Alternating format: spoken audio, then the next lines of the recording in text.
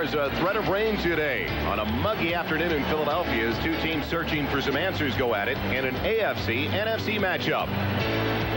Good afternoon, everybody, and welcome to Veterans Stadium. I'm Joel Myers. Alongside Chris Collingsworth, we'll be watching two teams today that have had their problems over the first 3 weeks of the season, and also two coaches that are right now working under a microscope. Buddy Ryan of the Philadelphia Eagles is in the final year of his contract and really didn't alleviate the pressure, even though they came up with a big win, Chris, last Sunday at Los Angeles. Yeah, the general consensus here in Philadelphia is that Buddy Ryan probably has to win 10 or 11 football games and maybe a playoff game in order to maintain his job. We talked to several of the Eagles players yesterday, and they said they can't believe that Buddy Ryan is having this much trouble getting a contract. We talked to Buddy afterwards, though, and he said, don't worry about it. I'll be in Philadelphia for as long as I want to be. On the other sideline today, Ron Meyer probably spoiled Colts fans by winning an AFC Eastern Division title in his first full season in Indianapolis back in '87. The subsequent 2 years, they finished in second in the AFC East, and he just received a couple of weeks ago, Chris, that dreaded vote of confidence from the Colts GM saying he is at least safe for the season. Yeah, Ron Meyer knows his job is on the line. We talked to him yesterday and asked him about Jeff George. He said, no question about it, Jeff George is going to be a super quarterback in this league. I just hope I'm around to see it. There are certain developments, though, that are out of the control of Ron Meyer over the last few years in Indianapolis, and we're talking about some questionable trades. The first one, the Eric Dickerson deal. Many felt it was a quick fix. I don't know if you can call it an awful trade, but it certainly didn't pan out the way they anticipated, Chris. Well, it's hard to call the Eric Dickerson deal a bad deal because he did take him to the playoffs in '87 and a couple of second-place finishes after that. But I guarantee you, if they would have known that Eric Dickerson was sitting home today, they would have never made the deal. The other quick fix trade that nobody can figure out, Fred Young coming over from the Seattle Seahawks. He was unhappy anyway because of the emergence of Brian Bosworth. Fred Young, one of the best special teams players I've ever seen, but certainly did not warrant 2 #1 draft picks. And the final trade, which will take a long time to determine whether it works out, the long-term one, Jeff George from the Atlanta Falcons for the top #1 draft pick. Yeah, the Colts gave up 2 super football players in Chris Hinton and Andre Rison in order to get Jeff George. This deal, we won't know about it until later on, probably a couple of years away. But I kind of like this deal. I think Jeff George is going to be a good quarterback. And on the positive side for the Indianapolis Colts, let's not forget to mention, when they sent Chris Chandler to the Tampa Bay Buccaneers, they did get a first-rounder from Tampa Bay in 1992. It's the first meeting between these two teams since 1984. The Eagles have taken 4 of the last 5, and the last one right here at the Vet. An easy victory for Philadelphia, but so many of the personnel not a part of that contest back in '84. Back deep. It'll be taken by Stacy Simmons, the rookie from Florida. The Indianapolis Colts stumbles his way and almost tackles himself across the 20. At the 22-yard line, where the Colts will have it for the first time today, a 20-yard return to the former Florida Gator. Offensively, Ray Donaldson, the 3-time All-Pro, anchors things up the middle. Baldinger has played just about every position on the offensive line for the Colts. Trudeau gets the start due to the injury to Jeff George. Bentley and Clark in the backfield. And when they go to their extra wide receiver set, Morgan and Stacy Simmons are in there. Verdun may see some limited duty, but he is out with a turf toe for the most part this afternoon. 1st and 10 at the 22 for Indianapolis. Bentley out of the backfield, breaking the containment. Wrapped up in a hurry, though, after a gain of about 4 to the 26-yard line. Al Harrison on the stop, the linebacker, the front 4, one of the very best groups up front in the NFL. Reggie White, Goldick, Brown, and Simmons. Goldick getting the start, and he will be in there for some time due to the injury to Mike Pitts. Linebackers, a solid group as well. Joyner, Evans, and Harris, and a rookie starting in the secondary, Ben Smith. He was yanked from last week's game. Now, when they go to their nickel, the extra defensive backs, William Frizzell and Terry Hogue. Back to that Ben Smith story in a second, but he was yanked by Jeff Fisher. Missed some assignments in the secondary against the Los Angeles Rams last Sunday in Anaheim. Delay to Bentley. That's his favorite play. He told us yesterday he loves to read the defense on the delay. Yeah, no question about it. And if you're wondering why Jeff George is not the quarterback here this afternoon, he has a pulled stomach muscle. I talked to him in the locker room right before the game, and he said last week that he just pulled it and couldn't really work. Here's the draw to Bentley. And this is the play that Albert Bentley said was his absolutely favorite play to run. You see, because it's going to give him time to read the defense, pick his hole. And right now, the Colts in their 3rd and 5 5 situation. And the nickel package in there now. Hogan for Zell on the field for the Eagles. Trips to the near side for Jack Trudeau. And he throws it wide to the intended target, Stanley Morgan. Low and out of the reach of the 14th year veteran from Tennessee. Defending the play was Izell Jenkins. So defensively, I remember working a couple of games here last year, Chris. The Eagles, to a man, almost said they didn't mind their defense starting on the field to get the game going because it fired up the crowd when the defensive unit was out there. Yeah, if I had a defense like that, I wouldn't mind starting the game with them on the field either.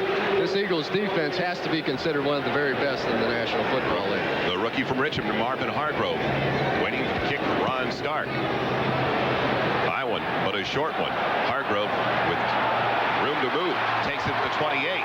Hargrove out across the 40-yard line near the 41. A positive return of 13 yards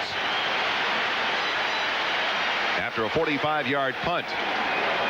Offensively for the Eagles, big group that is missing Matt Darwin. And Buddy Ryan told us yesterday, Matt Darwin, who's being filled in for by Ron Heller, has been their best offensive lineman over the last 2 years. We'll see if there is a factor involved in that substitution today. Byers in the backfield to start. Keith Jackson, the tight end, when they go to their extra wide receiver spots. Oh, the slide back is Keith Byers, no longer the running back. And the wide receiver, Keith Jackson, as he leaves the tight end position. And now almost multiple motion.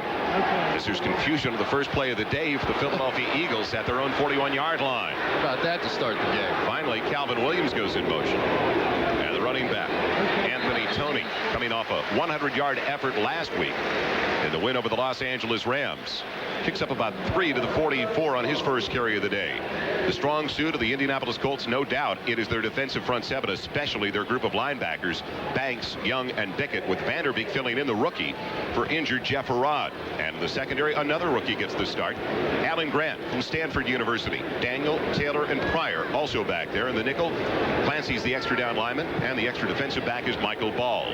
Calvin Williams, the motion man on 2nd and 6. Close to 7, and Toney wrapped up in the backfield. Horse collar down in a big hurry. Making that hit, it was Donnell Thompson in his 10th year from North Carolina. Starter since his very first year in the league back in '81. I guess the big question right now is, are these the new look Philadelphia Eagles? You know, last week, for the first time, Anthony Toney ran for over 100 yards. He was the first Philadelphia Eagles back to do that since the last game of the 1987 season. And here this afternoon, the Eagles come right out and run the first 2 plays of the game. They haven't been all that productive. They go with 2 wideouts to each side. On 3rd and 7, Cunningham with ample time, plenty of protection. And he goes for Keith Byers, who can't hang on. We talked to Bill Muir yesterday, who's the defensive coordinator of the Colts, and he said he hopes the Philadelphia Eagles try and run the football here today, because if they do that, they're going to take out Randall Cunningham from this offense. He said, anytime I can get the ball away from Randall Cunningham, I'm happy. Jeff Eagles in to punt it away to the Philadelphia Eagles. And back deep it is Alan Grant, the rookie defensive back. Grant taking the spiral at the 11, losing it, but fortunately for the Colts, getting it back near the 15-yard line. Frizzell, the first one down there on the special teams coverage, right on top of the play. And when we come back, the Colts will see if they can make something a little bit better happen on their second offensive series of the day, as opposed to 3 snaps at a punt like we just saw. The number 1 pick in the draft, Jeff George of the Indianapolis Colts. And last Sunday, a tough day for George and all the other Colts quarterbacks at the Astrodome in Houston. All 3 were hurt. Herman's out for at least 6 weeks with a separated right shoulder. George aggravated his pulled abdominal muscle. Trudeau had to leave the game, necessitating the return of Jeff George. And it was funny when we talked to Buddy Ryan yesterday. He said, you know, those 3 Colts quarterbacks, they all went down, didn't they? Well, those 3 Colts quarterbacks, they all stayed in the pocket, didn't they? 1st and 10 for Indianapolis. He loves his quarterback, Randall Cunningham, and the way he scrambles. Never wants to limit Cunningham, what he does best. 1st and 10 from the 15 for Trudeau. Pressure, and it's intercepted almost. Seth Joyner almost had it. 5th year from Texas El Paso. You know, Seth Joyner, according to Buddy Ryan, is the best outside linebacker in all of football. He was selected to the Eagles all-decade team. You're going to see him almost come up with a great one-handed interception. Just missed. So the Eagles almost came up with it on the turnover. Instead, now 2nd and 10 at the 15-yard line. Joyner, Evans, and Jesse Small, normally the 3 linebackers. As you see the career stats on Jack Trudeau. He told us yesterday he doesn't consider himself a backup. And he's relishing this opportunity to get the start, but he can't be happy working as a second-string quarterback. And Jerome Brown in the backfield got to Bentley almost before he got the handoff. Jerome Brown, a guy that the Eagles talk about as one of the lighter-hearted ones in the locker room, keeps everybody pretty loose. The big question is, did anybody block Jerome Brown on this play? He comes shooting through there. Albert Bentley had absolutely no chance. Watch the left side of your screen. Jerome Brown, just too good of an athlete out there for the Indianapolis Colts. I tell you what, the Colts are dying. They are absolutely dying out there. They're trying to throw the football. They can't do that. They try and run the football. They can't do that. Jack Trudeau could be in for a long day. They go trips to the near side. Brooks the only one to the far side on 3rd and long, and they give it to the Jet, Jesse Hester. Forget about it. Tried to fool the Eagles, but the Eagles stayed at home, and it's another loss. Back to the 9-yard line where the Colts will have to punt it away. Now, Joe, you've watched a lot of football in your days. What was that? That was all ugly. What was that? They run an inside reverse, something like that, on 3rd and 15. I guess the only good thing you can say about that play is they didn't turn it over. Maybe they just didn't want to take a chance on throwing the ball down the field and giving up an interception. Stark in for his 2nd punt of the day, his first 45-yard effort. There's Marvin Hargrove waiting back at the Eagles' 45-yard line. And the Eagles should get exceptional field position once again. Started their last drive at the 41, but failed to capitalize. Another high one, great hang time. Hargrove calling for the fair catch. And the Eagles, when we come back, will start their 2nd series of the afternoon in Indianapolis territory at the Colts 47 with no score.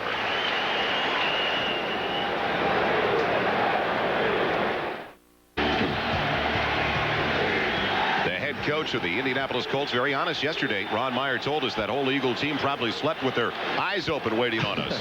That may not be too far from the truth, with Byers in motion on 1st and 10. He's at the Colts 47 for the Eagles. And he's going for Calvin Williams, knocked away. Double coverage provided over there by Alan Grant. The safety also came over to help out, Keith Taylor. Well, they're going after Grant right away. That's what they expected was going to happen. Last week, Houston really picked on Alan Grant all afternoon. And sure enough, Randall Cunningham's going to come out and give him a test on the very first play of this drive. Comes out, but he makes a great play right there. Gets up, had a wide receiver open, but Alan Grant makes the play on his first effort. Bill Muir told us the defensive coordinator comes onto the field last week. Grant is getting autographs from Drew Hill and Warren Moon. He's in love with being in the league right now. Delay for Byers. Fumble. Loose ball. Cunningham trying to take him on the run. He can't get it, and it's picked up by Mike Pryor. The Colts have it. The free safety alertly fell on it as opposed to trying to pick it up and run with it like Randall Cunningham. It was forced by Fred Young, the linebacker. I guarantee you all the Eagles fans in the past minute have used the phrase Phoenix Cardinals. Phoenix Cardinals. Right now they're thinking if the Eagles find a way to choke this game to the Colts, they'll not be able to believe it. Randall Cunningham looked like a design play for a minute to Randall Cunningham, but he couldn't come up with it. And right now, exactly what Ron Meyer was talking about yesterday, they have to get some breaks to be in this football game. Right now, the Eagles are giving them that chance. 1st and 10, Indianapolis, their own 45-yard line. 3 wide receivers set up, and Bentley gets it on 1st and 10. Good yardage, close to 5, near the midfield stripe. Called it 4. Looking at other games in this 4th week of the season, a touchdown run by Bobby Humphrey, giving the Denver Broncos an early lead at Buffalo over the Bills. Miami-Pittsburgh should be a great matchup as well. And Rodney Peete to Robert Clark, a 4-yard touchdown pass, and an early lead for the Detroit Lions. Scoreless so far here at Veterans Stadium. Think the Steelers will score a touchdown this week? That is an exasperated group. They have put a lip lock on Bubby Brister for further comments about the offense. Wow. Bentley, the only one in the backfield. He's accounted for 75% upset the offense of the Indianapolis Colts this year. He is nullified on that play completely by Reggie White. You know, we asked the Eagles, Reggie White and Eric Allen and defensive coordinator Jeff Fisher, who they would rather face, Eric Dickerson or Albert Bentley. And to a man, they wanted to see Eric Dickerson back in uniform. These were their comments. Bentley's a better runner, a better blocker, and a better receiver. Really, the only person that had anything positive to say about Eric Dickerson was Buddy Ryan, who admitted that Dickerson was a better fumbler than Albert Bentley. And then he tagged that by saying that he saw Dickerson fumble a couple of years ago in the Pro Bowl, and Buddy added it cost me $5,000. Trudeau out of the shotgun on 3rd and 6 from outside the 49-yard line. Trudeau overthrowing it, and it's intercepted. Ben Smith, the free safety, a rookie from Georgia. The first-round draft choice for the Philadelphia Eagles, who was grabbed out of the game by the defensive coordinator Jeff Fisher last week, rebounds in a big way to start the day. Well, Jack Trudeau having to go back in the shotgun, and the one thing that they talk about in Philadelphia is the opposing quarterback is going to have to hurry his throw. And right now, Jack Trudeau is not looking very comfortable back in the pocket, and who can blame him? You can see the quote there from Ben Smith. To be a good player in this league, I think you've got to play in every situation, regardless if you're playing good or you're out there and they throw you for 4 touchdowns in a row. This doesn't matter. The Eagles have had it twice in great field position. Now they start at their own 40-yard line. Previous 2 possessions at their own 41 and the Indianapolis 47. But they haven't been able to do a thing. Tony into the secondary, barely tripped up by Fred Young, the linebacker. Or else he is on his way. He still gets a first down to the 46-yard line. Check that, make it the 48-yard line of Indianapolis. Do you think that's a big enough hole right there? And look at Keith Byers. He's the guy out in front. Fred Young makes a saving tackle, though, and a good play. You know, we talked about Fred Young at the beginning of the show, but so far here this afternoon, he's making us look bad. 1st and 10, the Eagles in Colts territory. Fred Barnett goes in motion as Tony gets the call, and Tony again with 8 yardage. Gets close to 9 on the carry, close to the 40-yard line. Byers leading the way. Vanderbeek in the stop for Indianapolis. Anthony Tony last week with better than 100 yards. The first Eagle back to go up the century mark since Keith Byers in the '87 campaign. Yeah, I talked to a couple of the offensive linemen of the Eagles yesterday, and they felt like they've got a trophy on their mantle now. They finally had a back with 100 yards. David Alexander and Lon Heller, they couldn't have been any more proud no matter what they could have done in that ballgame. Rich Kotite told us he didn't even know he was close, and David Alexander came up to him late before that last 8-minute drive for the Eagles and said, get Tony the ball. He's close to 100. We got to get it. They wanted it. Pitch goes to Byers, and flags are into the air. A dead ball foul coming up. On 2nd and short, will it be delay of game on the Eagles? False start, number 66. Still 2nd down. So it was a false start, no delay of game, but it was a false start on a former Colt, Ron Sold, who came over from the Colts 2 years ago for 1st and 4th round draft choices. Yeah, it's really amazing that Keith Byers has only rushed with the football now, including the ones in this game, like 7 or 8 times so far this year, and he's a starting back. They're really using Keith Byers in a lot of different ways. They're using him as a wide receiver. They use him as a tight end. They use him as a slot back. They use him as an H-back. He does a lot of things for this football team, but rushing the football, at least so far, hasn't been one of them. And last week, he turned out to be a great decoy against the Los Angeles Rams. They focused so much of their attention on Byers. It opened things up for the rest of the group. Cunningham throwing on 2nd, 7. And will he run for the first down? Yes. Gets a good block from Tony downfield. He's got the first down. A couple of nice blocks on the sideline for Randall Cunningham all the way to the 25 of Indianapolis. Again, it was Fred Young making the hit. This is exactly what Bill Muir, the defensive coordinator of the Colts, was talking about yesterday. He said, I would much rather them hand off to Tony. Let him run the football, because then you take the football out of this guy's hands right here. Because Randall Cunningham, when he gets in the open field, he's as good as any running back in the National Football League. What a great block by Anthony Tony for Randall Cunningham, who really started to look like the Randall Cunningham of old last week. Rich Kotite, their offensive coordinator, told us he scrambled, but he pulled it down. He didn't exhaust all his resources too late as Tony rambles his way inside the 20. He loses it on his way down, and I believe the Colts have it back. I think John Hand recovered it. Got to be kidding me. Yes. And on the fumble recovery. And once again, the chant of Phoenix Cardinals goes up here with the Philadelphia Eagles fans. Unbelievable. First down. I tell you, the Eagles can find ways to lose football games. Tony just going through the middle. I believe that's John Hand who stripped the football away. A late call, maybe a questionable call. They may take a look at this. He could have possibly been down on that play. We'll see. Looks like they are going to take a look upstairs anyway. They have been worried about this game all week long in Philadelphia. They remember letdowns in the last couple of years against the Atlanta Falcons, earlier this year against the Phoenix Cardinals. Now let's see if his knee is down before the ball comes out. First down, Indianapolis. They're going to say no. They're going to give the ball to the Indianapolis Colts. I guess not conclusive enough to change that call. Now it appears maybe they are going upstairs. It's Byron Evans, the middle linebacker, is motioning over to Buddy Ryan as Jack Trudeau is waiting. But you be the judge on this one. It looks like he hits the ground at the same time that the ball comes loose. All right, let's take a look. Was the knee down before the ball came out? I'll try and tell you when the ball's going to come. You can't tell anything from that picture. You got to have the end zone. I think that's going to be the only one we're going to get a look at. But it looked like a late fumble to me. It honestly did. From that angle, and you couldn't determine right away where the ball was leaving, when the ball was leaving, but it looked like his knee was down and he was stretching forward as the ball came free. Must be conclusive to change it, though, and right now the call on the field is Colts ball. So unless there is conclusive evidence, Jim Tunney's not going to change that one. Well, 3 Philadelphia possessions now have resulted in 3 snaps and a punt, a fumble by Byers, and if this play stands, a fumble by Toney after a couple of great runs by Anthony Toney and Randall Cunningham. Well, there's no question after watching the beginning of this football game, the Philadelphia Eagles are a much better football team. They came in prohibitive favorites, and we're going to take one more look at this play. Here we go from the end zone. Let's see if he was down. Take a close look. It has to be conclusive or they won't change it. Now. Ooh. Wow. I think he's down. I think that's a bad call.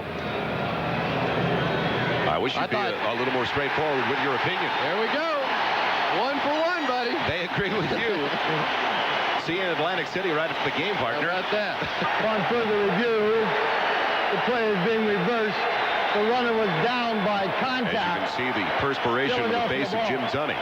It is a very muggy afternoon in Philadelphia. It is not that warm out. Temperature upper 60s, low 70s. What a backbreaker for the Colts. So here they think they've got another turnover. Maybe they can get this game turned around a little bit, and then they're going to reverse the call with the instant replay. I'm not really a big fan of the instant replay. I think it slows down the game too much. I would much rather leave it to the officials on the field, but obviously it helped in that situation right there. Philadelphia ball. So the Philadelphia Eagles will have it back now. 2nd and 5 on the It'll be 2nd down. Close to the 19-yard line of the Indianapolis Colts. What more can go wrong? Ron Meyer and his team, they've got to feel a bit jinxed. They've made a lot of mistakes on their own over the last couple of weeks. Committed 11 penalties last week in the Oilers loss. 9 turnovers over the last 2 games. 4 in the first half alone. That's not jinx. That's just bad. But they've had some bad luck as well. We'll talk about some of the injuries that have been involved. Cunningham throwing it away. His receiver, Keith Jackson, got tied up over the middle. He was looking for a defensive holding call, but he will not receive it. When we come back, it'll be 3rd and less than 5 for Philadelphia's. We head to Bob Costas in New York. All right, Joel, in Buffalo, a pair of 2-1 teams, the Bills and the Broncos. Denver's first possession, Bobby Humphrey with his 3rd touchdown of the year. It caps an 80-yard, 12-play drive, and the Broncos are in front, 7-0. Back to Joel and Chris. All right, Bob, and when I talk about the Colts being jinxed, well, each season since '86, the Colts have lost their starting quarterback to an injury during the first 4 weeks of the season. Happens again this year. Cunningham in trouble. Slips the tackle, has the first down. Inside the 15, takes quite a hit from behind from Chip Banks. Near the 13-yard line. Joel, I don't know if you could see John Hand on that play, but after he missed Randall Cunningham, he just walked back, shaking his head like, I can't believe this. I got him right in my sights, and there he goes. Exactly what the Colts were afraid of. Randall Cunningham, you can't tackle the guy. Finally, they get him down, but a first down. Randall Cunningham, probably the biggest threat by himself as an individual in the National Football League. opportunity today to move past Greg Landry to third place on the all-time rushing leaders among quarterbacks. Cunningham, this only his 6th season. Anthony Tony gets a couple down to the 11-yard line, and that is it.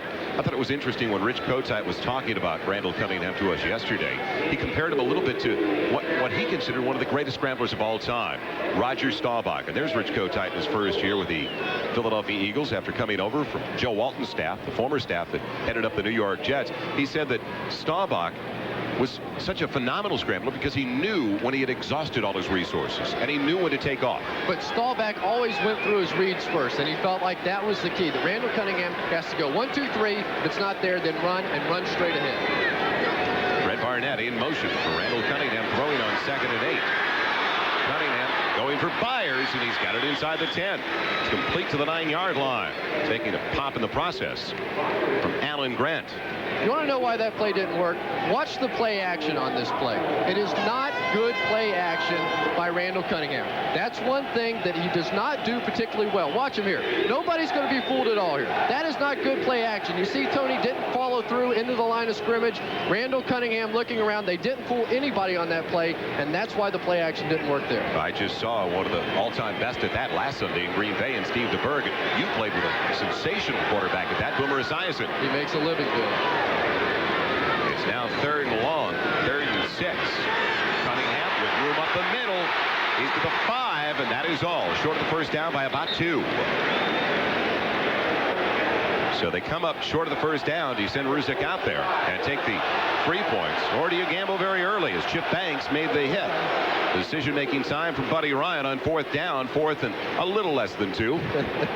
Do they like to boo here in Philadelphia or what? I mean, it's like a national sport almost here in Philadelphia. I've got a friend that lives here in Philadelphia, and he takes great pride in the fact that they once booed Santa Claus here in this stadium. Ruzick is 4 of 5 so far this season. He's in his 4th year out of Weber State. The punter will be the holder, Jeff Eagles. It'll be a 22-yard attempt. Trying to put the Eagles on the board for the first time today. Eugene Daniel almost got to it as it's drilled through the uprights. And we finally have a score on the board at Veterans Stadium. Be right back with 2:09 left in the first quarter and a 3-0 lead for Philadelphia.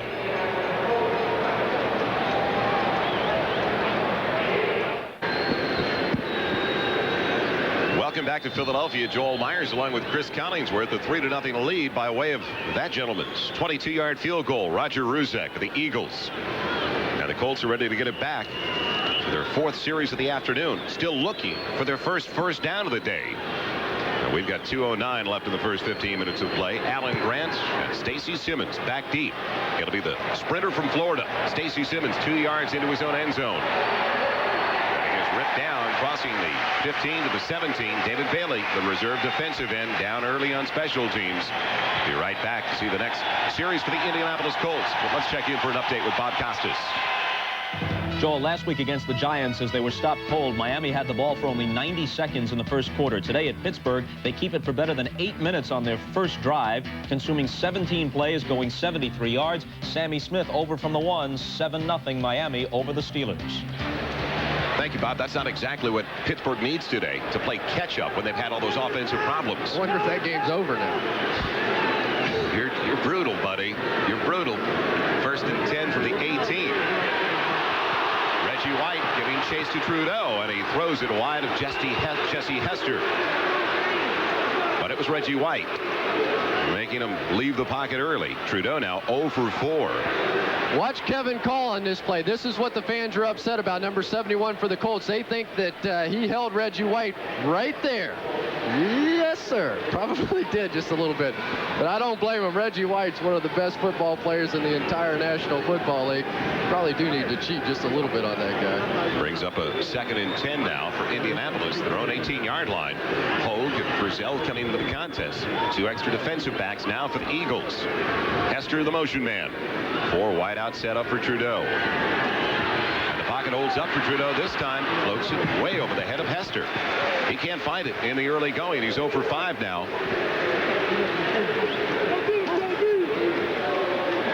But he did have time in the pocket. You think Reggie White gets a little respect around this league? They're going to bring everybody they can to get a hat on Reggie White. There's Bentley and White and Call and Baldinger, and Ron Meyer came out there. I think I saw him in there. Blocking by committee against the Minister of Defense, Reggie White. Reggie White, last week, the Rams, when he got on the nose, they refused to even run the football. They said, forget it, we're not even going to try it.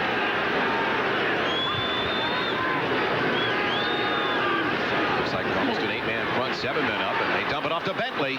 He's got to wait for his blockers. He does so, and he's got room to move. There goes Albert Bentley with blockers downfield. Look at the block by the lineman on the defensive back, Smith. Bentley all the way down to the 10, inside the 10.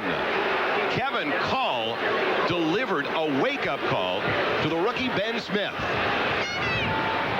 That's what they were worried about, the delays and the screens.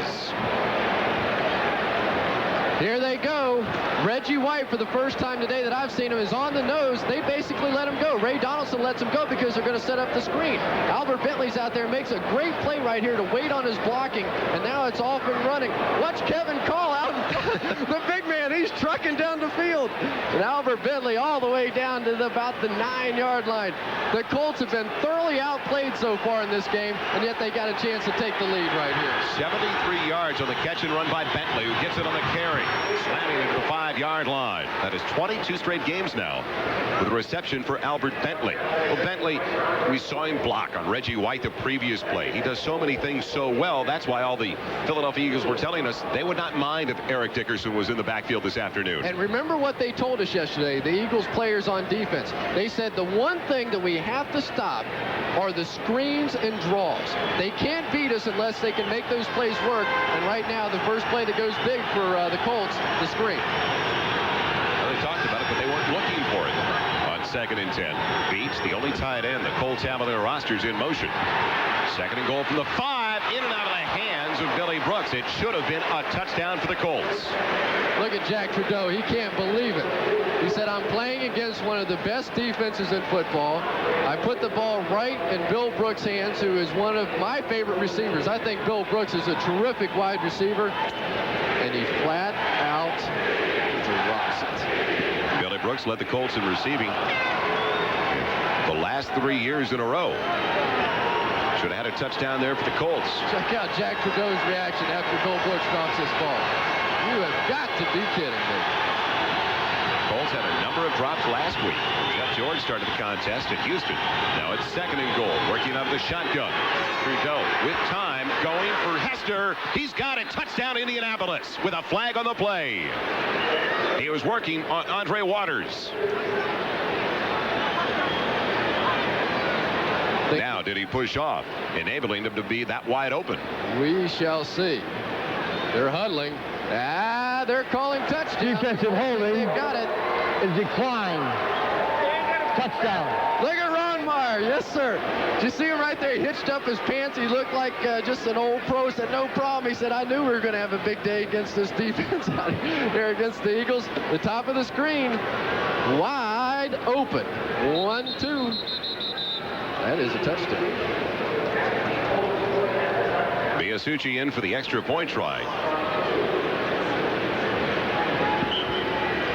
And now Indianapolis quieting the crowd in a big hurry late in the first 15 minutes of play. Phoenix Cardinals. It's on its way, and it's a 4-point lead now for the winless Indianapolis Colts. Very, very early, though. There's 24 seconds left in the first quarter. The Colts have their first lead of the day. A disappointing start for Buddy Ryan and his Philadelphia Eagles, trailing by 4.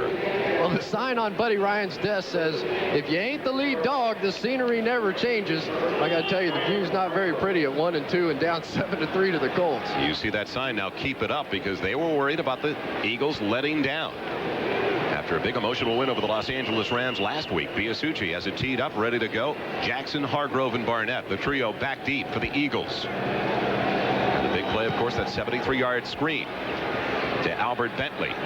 It'll be taken by Marvin Hargrove. Looking for blocking that never develops. Great coverage on the special teams by the Colts at the 15-yard line. Michael Ball, the reserve defensive back, the first one in on the hit. The Miami Dolphins increasing their lead on another touchdown run by Sammy Smith, this time from 7 yards out. Touchdown run for Bobby Humphrey, who's given Denver the lead over Buffalo.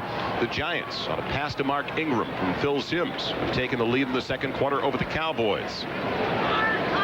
7 is the magic number for Detroit and Tampa Bay in the first half of play. Updating the baseball races. Boston up by 2 with 4 to play. Up by 4 rather. Or 2 with 4 to play. Leading Toronto. Or actually that was tied. That was tied as we saw it very quickly at 1 apiece. First and 10 carry for Anthony Toney goes nowhere. And that will be the final play, I believe, of the first quarter. Actually, this is exactly what the defensive coordinator Bill Muir of the Indianapolis Colts wanted. A lot of handoffs to Anthony Toney. He carried it 23 times last week. He'd love to see that once again, keeping the ball away from Randall Cunningham. We've completed the first quarter. Indianapolis leads. We get ready for the start of the second quarter of play, and welcome back once again to Veterans Stadium. I'm Joel Myers alongside Chris Collingsworth. The Eagles right now making far too many mistakes despite great field position. Exactly what Ron Meyer talked about before the game. We have to get a couple of breaks out there, and that's what they've gotten so far. Right now is the time, though, that Randall Cunningham has to take over this football game. No question about it. It's going to be on his shoulders. The Indianapolis Colts would love to see Anthony Toney carry the ball 25 times. That would be what would play right into the hands, you would think, of the Indianapolis Colts. Yeah, so far the Colts are doing everything exactly the way they want to, and Randall Cunningham, as I said, he goes right back and begins to take matters into his own hands, completing that one to Keith Jackson. Keith Jackson fumbling it after the play was whistled dead for a first down. Out to the 33-yard line. Ron Meyer told us yesterday he wishes he was going to see the announcer as opposed to the tight end Keith Jackson in today's game. But Jackson is back for his second game of the season. After returning after only 3-4 days of practice before the Los Angeles Rams contest, he caught 4 balls, and Rich Kotite told us, nobody's complaining about the complexity of the offensive system now. The Jacksons come back and grasp it so quickly. What do you think about that little play-by-play? You were on top of the situation, as usual. Cunningham throwing for his favorite target. Keith Byers has it. Came in as the leading receiver for the Eagles, and he's got another first down to the 40-yard line. So now they are starting to exploit things using Randall Cunningham. Well, this is exactly what we figured would happen, because right now, as soon as Randall Cunningham gets in trouble, the first 2 people that he's going to go to, first of all, is Keith Jackson and then Keith Byers. On 2 successive plays, he does exactly that, and he gets the Eagles out of the hole. Cunningham last year became the first quarterback in NFL history to lead his team in rushing in 3 straight seasons. It's almost like defending a tailback in the offensive backfield, an extra running back. The play action for Cunningham. Forced out of the pocket by Thompson. It'll pick up good yardage. Hitting him from behind him was Thompson and Chip Banks. Still, though, he gets 9 yards on the carry.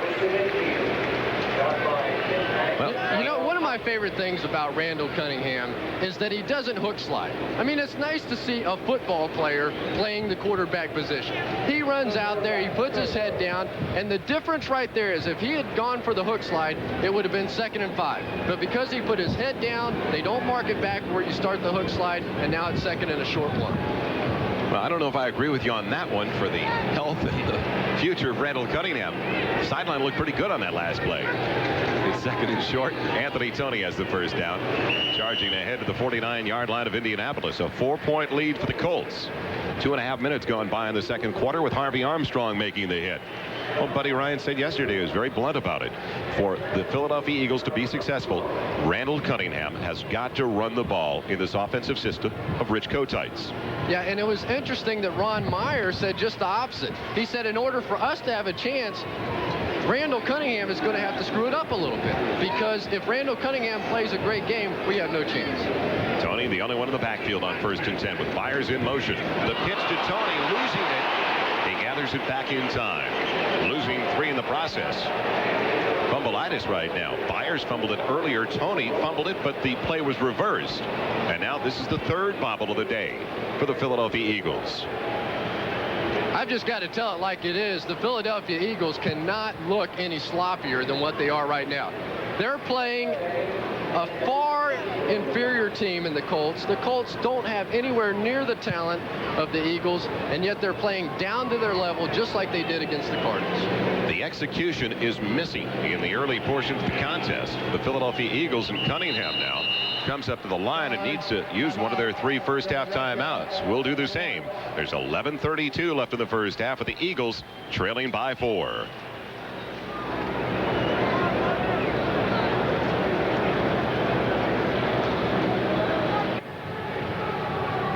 In case you missed NFL Live, they were talking to Victor Kiam, the New England Patriots owner, and he said that there would be possibly some changes, including general manager Patrick Sullivan. And the reporter from Boston, Lisa Olson, said the Patriot team official, there is one that knows which players harassed her. Don't forget to turn to NFL Live with Bob Costas, Will McDonough, and O.J. Simpson. Latest developments in the National Football League. Maybe Victor Kiam should take a look in the mirror. It's his football team. He controls what's going on. Kenny Jackson, Fred Barnett, and Calvin Williams, the 3 wide receivers for Randall Cunningham. And he goes to Byers, who breaks the tackle and is near the first down marker. Dwayne Bacon almost had him after a gain of only about 5 or 6 yards. Well, what a hustling extra effort by Keith Byers. Let's head back to New York now for an update with Bob Costas. All right, Joel, and we will have more on that Patriots situation at halftime. Right now, more good work by Sammy Smith. His second TD of the game for Miami. This one from 7 yards out, set up by a fake punt off which Jim Jensen threw 30 yards to Farrell Edmonds. Pittsburgh still doesn't have an offensive touchdown for the year, and they trail 14-zip. A tough start for the Pittsburgh Steelers, already down by 14. Thank you, Bob. And it is a first down. Keith Byers did most of that on his own.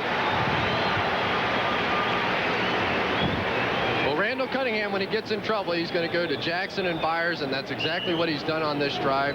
Tony with a couple of plays out there, but those are going to be his 2 horses, and he relies on those guys. That's why it was so important for Keith Jackson to get back in uniform, and Keith Jackson's still not very happy about the fact that the Eagles wouldn't renegotiate his contract.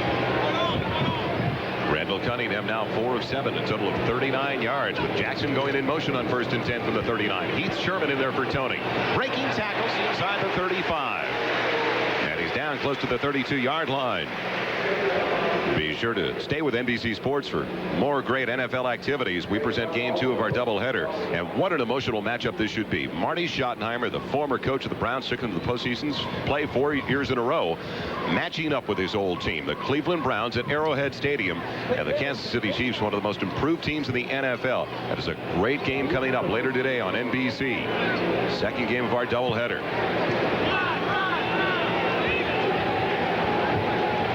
Is the motion man on 2nd and short. Heath Sherman breaking tackles, has the first down inside the 30. So now some missed tackles hurting the Indianapolis Colts. He's to the 28-yard line. Watch Heath Sherman on this play. This is 2 straight great runs. The guy just refuses to go down. Right now, it looks like he's about to hit the turf. He puts his hand down, crawls, kicks, scratches, gets down the field, and picks up the first down. Nice play. Really a nice run. Sherman is in his 2nd year from Texas A&I. He was a 6th-round draft choice last year for the Eagles. And now he's put them inside the 30-yard line. He started back at the Eagles 15. It's 1st and 10 now. Cunningham with all day to throw. He's got Byers again. And Byers is stacked at the 20.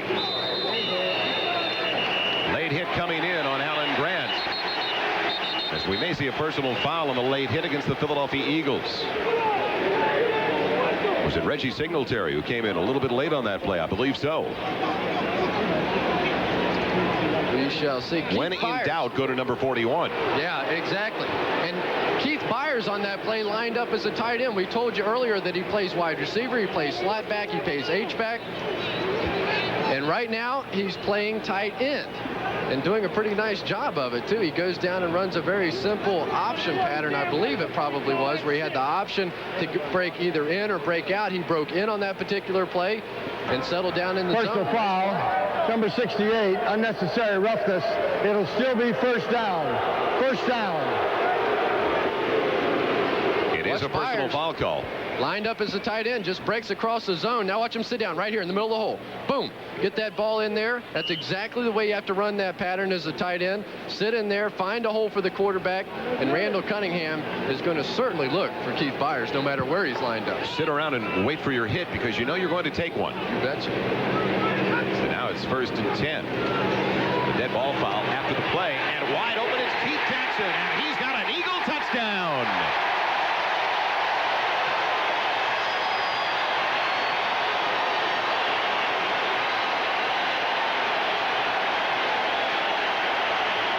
"35 yards in the touchdown toss." Well, it's pretty easy to do a football game of the Philadelphia Eagles. You only have to remember a couple of numbers, Keith Jackson's and Keith Byers. Those two guys absolutely the dominant force in that drive, along with Randall Cunningham. And that was exactly what the Eagles needed. Maybe that touchdown by the Colts was a little bit of a wake-up call for the Philadelphia Eagles. Certainly woke up these fans a little bit. Roger Ruzick trying to put the Eagles up by 3. So Keith Jackson, who came back to the Eagles despite no renegotiation of his contract, an unhappy camper, but playing his heart out this afternoon, as he always does, gives the Eagles the lead. NBC Sports coverage of the National Football League is brought to you by Mazda Cars and Trucks. Mazda, it just feels right. By State Farm Insurance. Like a good neighbor, State Farm is there. And by Head & Shoulders, because you never get a second chance to make a first impression. Just before we broke away, the combo of Cunningham and Jackson has given the Philadelphia Eagles the lead by 3, 8:56. Left in the first half of play. It was an 85-yard drive. Cunningham perfect in that drive as well. Second quarter has not been kind to the Indianapolis Colts this year. Coming into the game, they had been outscored 34-0 in the second 15 minutes of play. An ominous beginning of the second quarter for them today. They have now been outscored in the second period 41-0. Alan Grant and Stacy Simmons waiting for the short kickoff. Roger Ruzick, and it'll be Simmons at the 10 as they set it up to the left. Flag down right at the 30-yard line. And so is Simmons at the 27. Sammy Lilly in on the stop for the Eagles.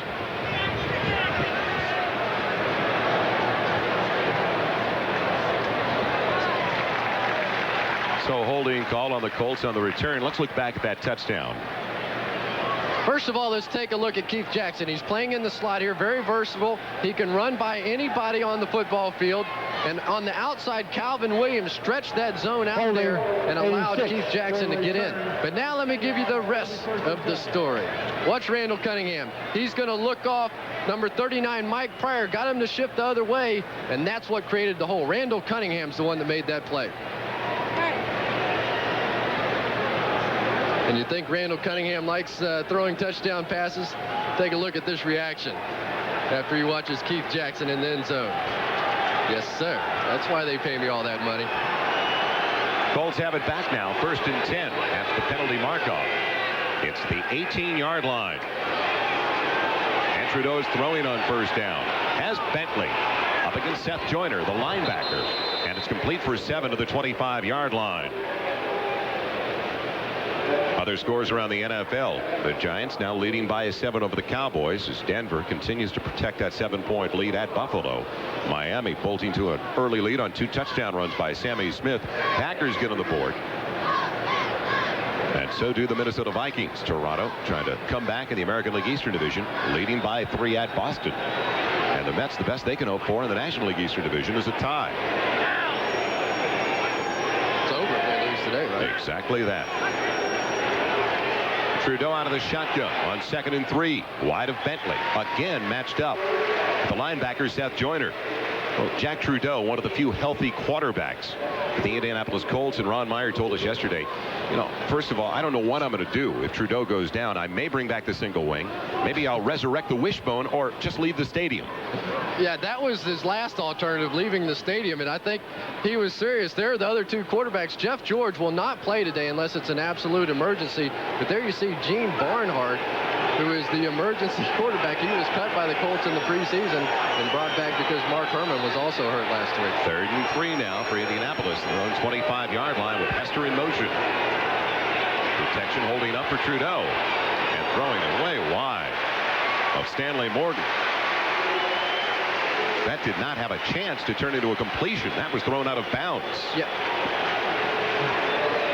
Ron Meyer's not looking too happy right now, but he should be. I mean, he's in this football game, and let's face it, both of us thought that this was going to be one major blowout here this afternoon. His football team is very much in it, 10-7. That was a conservative call. They took no chances. Jack Trudeau made a safe throw out of bounds. He was covered. Izell Jenkins had him covered on that play. Not a bad series for the Colts. Trudeau now 3 of 11, 85 yards, and 73 of those 85 came on a screen pass to Bentley. The ball probably traveled only 5 yards in the air. Stark has to go off the side of his foot. See if he gets a roll out of it, and he does. Hargrove stays away, and it's out of bounds. A break for the Colts at the 31-yard line of Philadelphia. So the Eagles get it back. The last time they had the ball, it was a 35-yard touchdown pass from Cunningham to Jackson. We'll see if they do more of the same when we return to the vet. Well, tonight, kick off the night with NBC. Hall High Live Stories, Perry Mason. The Case of the Defiant Daughter. That's all coming your way tonight on NBC as we welcome you back to Veterans Stadium. 1st and 10 for the Eagles. Their own 31, and then some for Anthony Toney, who gets 5 of the carry. Out to the 36-yard line, brought down with the strong safety, Keith Taylor. Buddy Ryan said, we wanted to have a 1,000-yard rusher. We could have one every year, but that's not our offense. We're not going to go into a game and say we want to give it to Toney 20 or 25 times. Yeah, especially when you have a Randall Cunningham back there, because you get both in essence. You get Randall Cunningham back in the pocket, and not only do they have to play the pass, but they obviously have to play the run. One of the best athletes in football. Cunningham throwing on 2nd and 5, and it fires. From Keith Jackson. A perfect block by Jackson and a first down for the Eagles. It's almost a pick play by accident.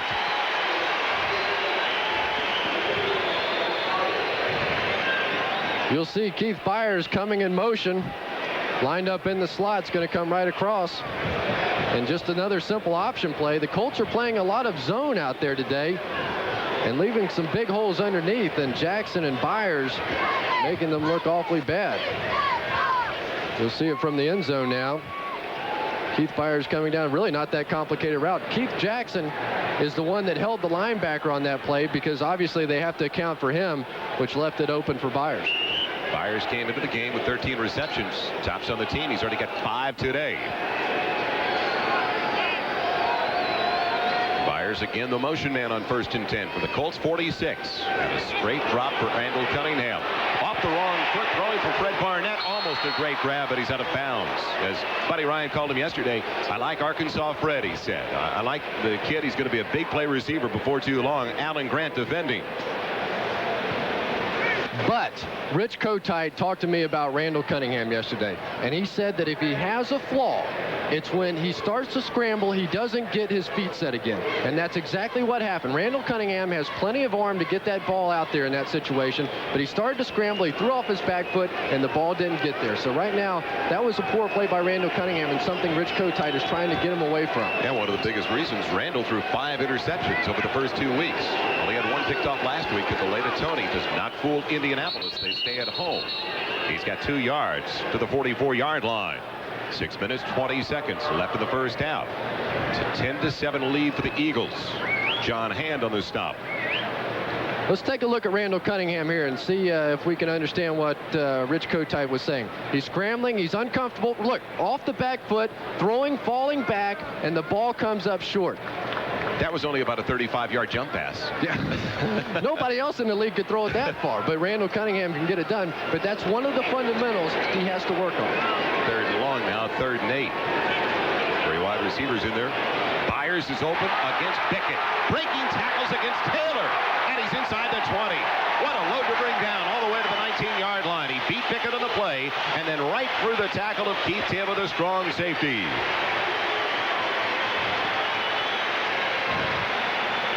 They know Keith Byers is going to be the guy. Take a look at him coming out of the backfield this time. A simple man-to-man. They're going to man-to-man now to try and account for him, and Bickett is absolutely no match. Keith Byers playing one of his best games of the year. We talked to him yesterday and asked him if he was upset that Anthony Toney was getting all the attention. He said, no, my day's coming. I'll be around. Don't worry about it. Every one of the Eagles says that Byers is the total team player. He wasn't upset at all about not touching the ball all that much last Sunday in the win over the Rams. Schuler comes in. It's the extra tight end. They give to Heath Sherman, who's stumbling his way out of the backfield. The play never develops. And knifing through to make the hit. It was Chip Banks.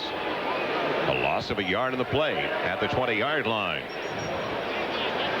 Denver still leading by 7. The Giants increasing their lead to 14 now. Look at Miami is doing at Pittsburgh. Problems at Three Rivers. Green Bay has overcome a 7-point deficit. And the baseball races as Toronto still has that 3-run lead. The Mets trail by 2 for the Chicago Cubs. Did that say that Tampa Bay is beating Minnesota in Minnesota? Yikes. A couple more upsets this week. Call it 2nd and 12. Calvin Williams in motion. They're going for Fred Barnett. Touchdown, Philadelphia.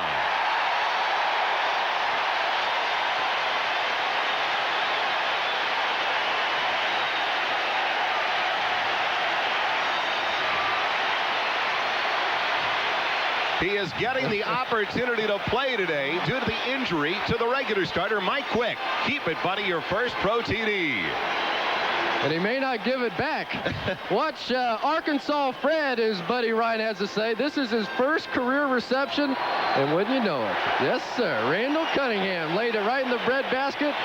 And Arkansas Fred going to have a little fun with that one. Look at him. High fives on the sideline. He's happy. It took a while, but now this Eagle offense in full gear. Ruzick in for the point after try. Out of the hold of the punter, Jeff Beagles. Cunningham now 9 of 13 passing for 146 yards with 2 touchdowns. And it is a 10-point advantage for Philadelphia. So the rookie from Arkansas State, the 3rd-round draft choice of the Eagles with his first career TD. Randall Cunningham with another touchdown pass as a 35-yarder to Keith Jackson to his credit. Now to Fred Barnett, a 21-yard strike. At a 10-point lead for the Philadelphia Eagles. We bring you back to Veterans Stadium, 17-7 on top of the Indianapolis Colts. Ruzick kicking it away once again to Stacy Simmons and Alan Grant, a pair of rookies for the Indianapolis Colts. It'll be Simmons, maybe from the 2. Forget about it. He's to the 9, and that is all. What else can go wrong for Indianapolis? They're looking for their first win of the year. Only 2 teams without a win coming into week number 4, the Seattle Seahawks and the Indianapolis Colts. Red Hager, one of their great special teams players, and he's an expensive guy. That's what his job is, get that tee. Do you know what that was all about? Maybe one of the biggest ovations of his career. Jim McMahon, the tee getter. Is that an official NFL term, a tee getter? Now watch this little somersault. Yes, sir. What an athlete. Hasn't lost a step. I think that was a round off. And on degree of difficulty, it wasn't right there. 1st and 10 for the Colts, their own 9-yard line. Trailing by 10. Trudeau in trouble. Brown almost got him, and he overthrows, I believe, his intended receiver, but it goes right to Billy Brooks. I believe he wanted Bentley. That was the old neighborhood pass. You guys go down and hang around the Chevrolet, and I'll throw one down there in the middle of you. Maybe one of you will catch it. Jack Trudeau, he's scrambling around here.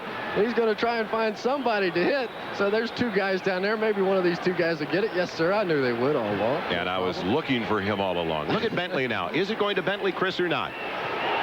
No, it was going to Brooks all the way. Yeah. Right on target. It's at the 27. Colts will take it, though. They've got a first down.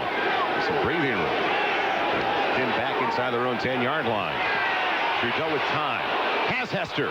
And Hester is across the 45 to the 49-yard line. Jesse Hester was out of football all of last season after being waived by the Atlanta Falcons. He had the best game of his career against the Eagles back here in '86 as a member of the LA Raiders. 4 catches, a 48-yard average, the 2nd best single-game average in NFL history. Yeah, take a look at Reggie White. Ooh, Reggie White hit Jack Trudeau right in the chops on that play. Reggie White starting to zero in a little bit. But let's give credit to this Colts offensive line. They've been giving Jack Trudeau time to throw all day. Ooh. Wow. Forearm right to the chin. Jack Trudeau's up. He's under orders, though, not to get hurt today. He heard that 48,000 times, he told us this week.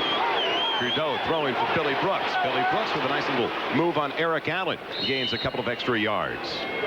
And that's down to the Eagles' 42-yard line, as this will most likely take us down to the 2-minute warning. Let's give this Colts team a little credit, though, really. I mean, they're outmanned out there. We knew that coming into this game. They don't have the horses that the Philadelphia Eagles have, but they're out there playing their guts out. Ron Meyer's club doing a nice job. Colts trailing by 10 as we return to the vet.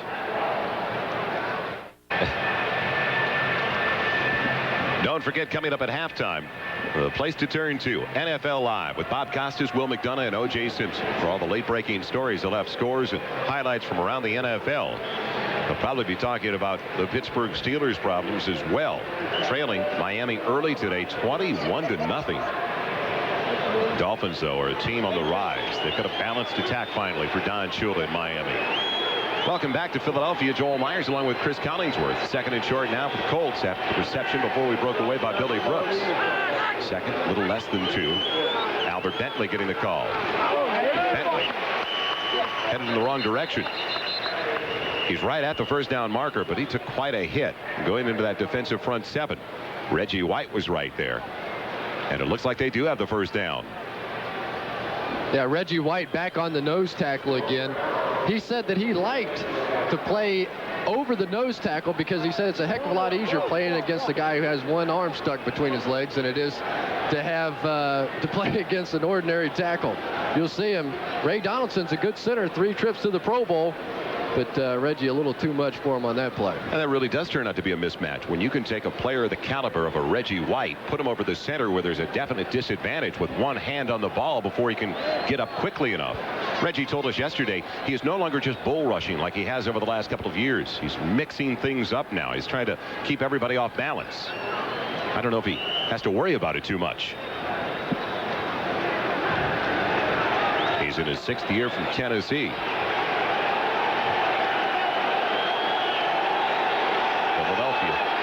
Trying to hold the Colts now in the final 2 minutes of play. Leading by 10. Indianapolis with a 1st and 10 at the 41-yard line. Trudeau with time, and Pat Beeks, the tight end, has it. He's trying to hang on to the ball. It was Frizzell trying to strip it away with a 9-yard gain on the reception.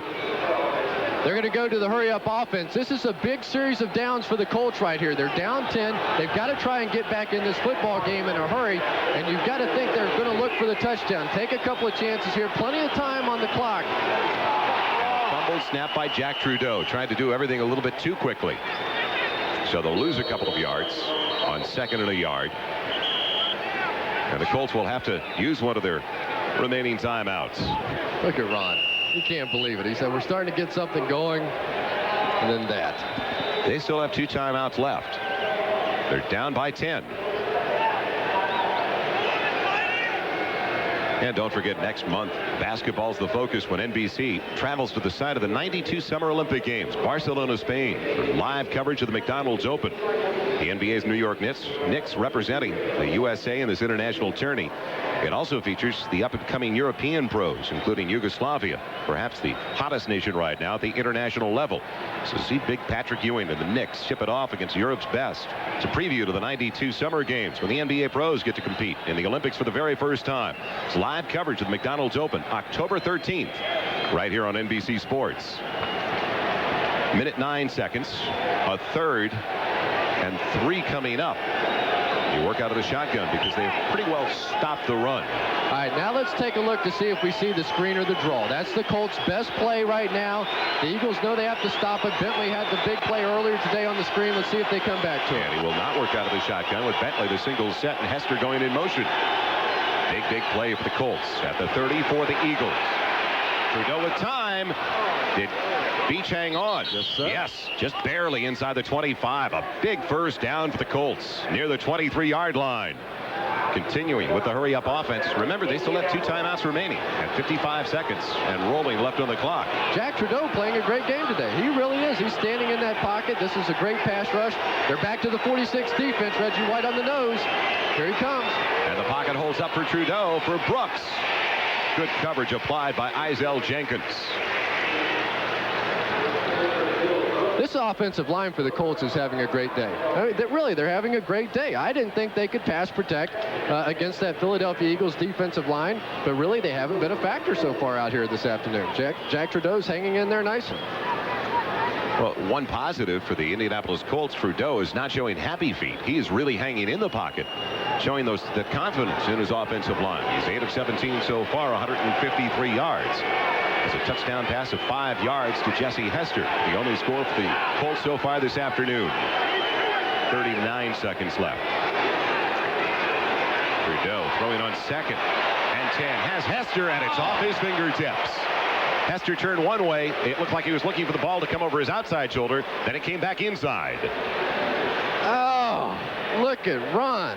Yesterday he talked about a game of inches, and I mean 1 inch closer to Jesse Hester right there, and we've got ourselves a 17-14 ball game. Really no one to blame on that play. Jack Trudeau made a nice throw. He threw it back up over the top, maybe just over his head a little bit. See how he has to lean back to get it? He slowed down in order to lean back and look over the other shoulder. Just missed it. Trudeau out of the shotgun on 3rd and 10 from the 24-yard line. Blitz coming from Frizzell. Brooks or make it Morgan can't hang on. The pass was there. Morgan wasn't ready after he made his cut. That was the first time today that I thought that Jack Trudeau rushed his throw a little bit. You're going to see on this play that Stanley Morgan was yet to come out of his cut. I apologize. We'll not be able to take a look at that. We're going to take a look at the field goal. But Stanley Morgan was coming out of the cut, and he just didn't get a chance to look at the ball. Jack Trudeau rushed it just a little bit. It'll be a 42-yard field goal attempt coming up for Dean Biasucci, trying to give the Colts a boost with 29 seconds left in the half. He is 2 of 3 so far this year. He's got the distance, and he's got the direction. And the Colts make the most of terrible field position to start a drive. They got this way back at their own 9-yard line, so that has got to be a pick-me-up for Indianapolis. Ron Meyer has to be thrilled. I mean, really, he has to be thrilled. He's in this football game. It's a 7-point game. They're going to go to halftime. Going to check his reaction after that field goal. Pretty good at chewing gum right now. Yes, sir. I knew it all along. All right, 17-10. I'll take that. Let's go to halftime. He's a happy man. On the other sideline, Buddy Ryan, maybe not so thrilled. This really shouldn't be that close of a game. Some early turnovers have kept the Colts in this football game. Well, be sure to be with NBC Sports next Sunday. We present live coverage of Europe's most significant horse racing event of the year, the Chiga Arc de Triomphe. It'll be an international field of champions racing in Europe's richest thoroughbred event. To see the world's best 3-year-olds compete for $1.5 million in total purse money. It's a 1.5-mile race. That's the Arc de Triomphe, live from Paris. Next Sunday, 11 a.m. Eastern, only on NBC. I know you'll be there for that one. I like that you did it. What is Arc de Triomphe? That was good. Steelers have gotten on the board. It's 21-6 now, Miami. Still in the second quarter at Three Rivers. Jackson Hargrove and Fred Barnett, who's got a touchdown catch of 21 yards, waiting back for the kickoff from Dean Biasucci. 24 seconds left in the first half. Hargrove will stay in the end zone with it. And now the Eagle offense, a couple of passes, maybe some field goal territory with 24 seconds left and 2 timeouts remaining. Let's look at that scoreboard around the NFL on the 10-minute ticker. I mentioned the Steelers getting their first points of the day at 21-6 with Miami on top, still in the first half in Pittsburgh. And obviously we are not going to the 10-minute ticker as the Eagles have it back first and 10 at their own 20-yard line. 2 timeouts left and a quarterback who would, I think, be exceptional in the no-huddle offense because they don't have to send a lot of people in and out anyway with Byers and Keith Jackson playing multiple roles for them. That's a good point. But right now we're not going to see it. We will not see anything. Take a seat, run out the clock, and here come the Boo Birds. And how do the fans in Philadelphia like this? Well, you can hear in the background some boos cascading down. But the right thing to do. Absolutely the right thing to do. With Buddy Ryan content to take it to the halftime locker room with a 7-point lead, but for the most part, leaving the Indianapolis Colts in the game by way of some mistakes with great field position early. Yeah, I would say even though he's trailing right now, Ron Meyer is probably happier with the first half than is Buddy Ryan. So the Colts playing catch-up, but only down by 7 to the 1-2 Philadelphia Eagles. Be right back to Veterans Stadium after these messages from your local station. Thank you.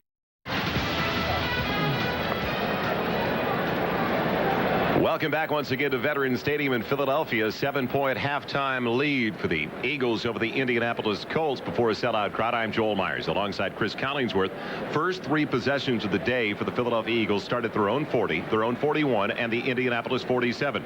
Only 3 points out of the first 3 possessions. Yeah, the Eagles were a little flat when they came out here in this ball game this afternoon. They really did make a lot of things happen when they got the ball and got some breaks early in the game. But they woke up. After the Colts scored the touchdown, Randall Cunningham took them right back down the field. Byers and Jackson were the key players, and they went right back in front. On that 4th possession, things really did click for the Philadelphia Eagles. It was a great look-off on a pass play. The look-off from Randall Cunningham as he looked for his tight end, Keith Jackson. Yeah, well, you're going to see Randall Cunningham look left here and then throw back to the right. It froze the free safety, allowed that hole to open up right down the middle, and Keith Jackson once again coming up with a big play. A nice little spike there, a little hang time. And then on the very next series for the Philadelphia Eagles, starting from their own 31-yard line, it was a 21-yard scoring strike and a replacement for Mike Quick. What a thrill it had to be for Fred Barnett, a rookie from Arkansas State. They call him Arkansas Fred right here. And the kid, you should have seen him on the sideline afterwards. He was high-fiving everybody, the water boy, everybody he could find over there.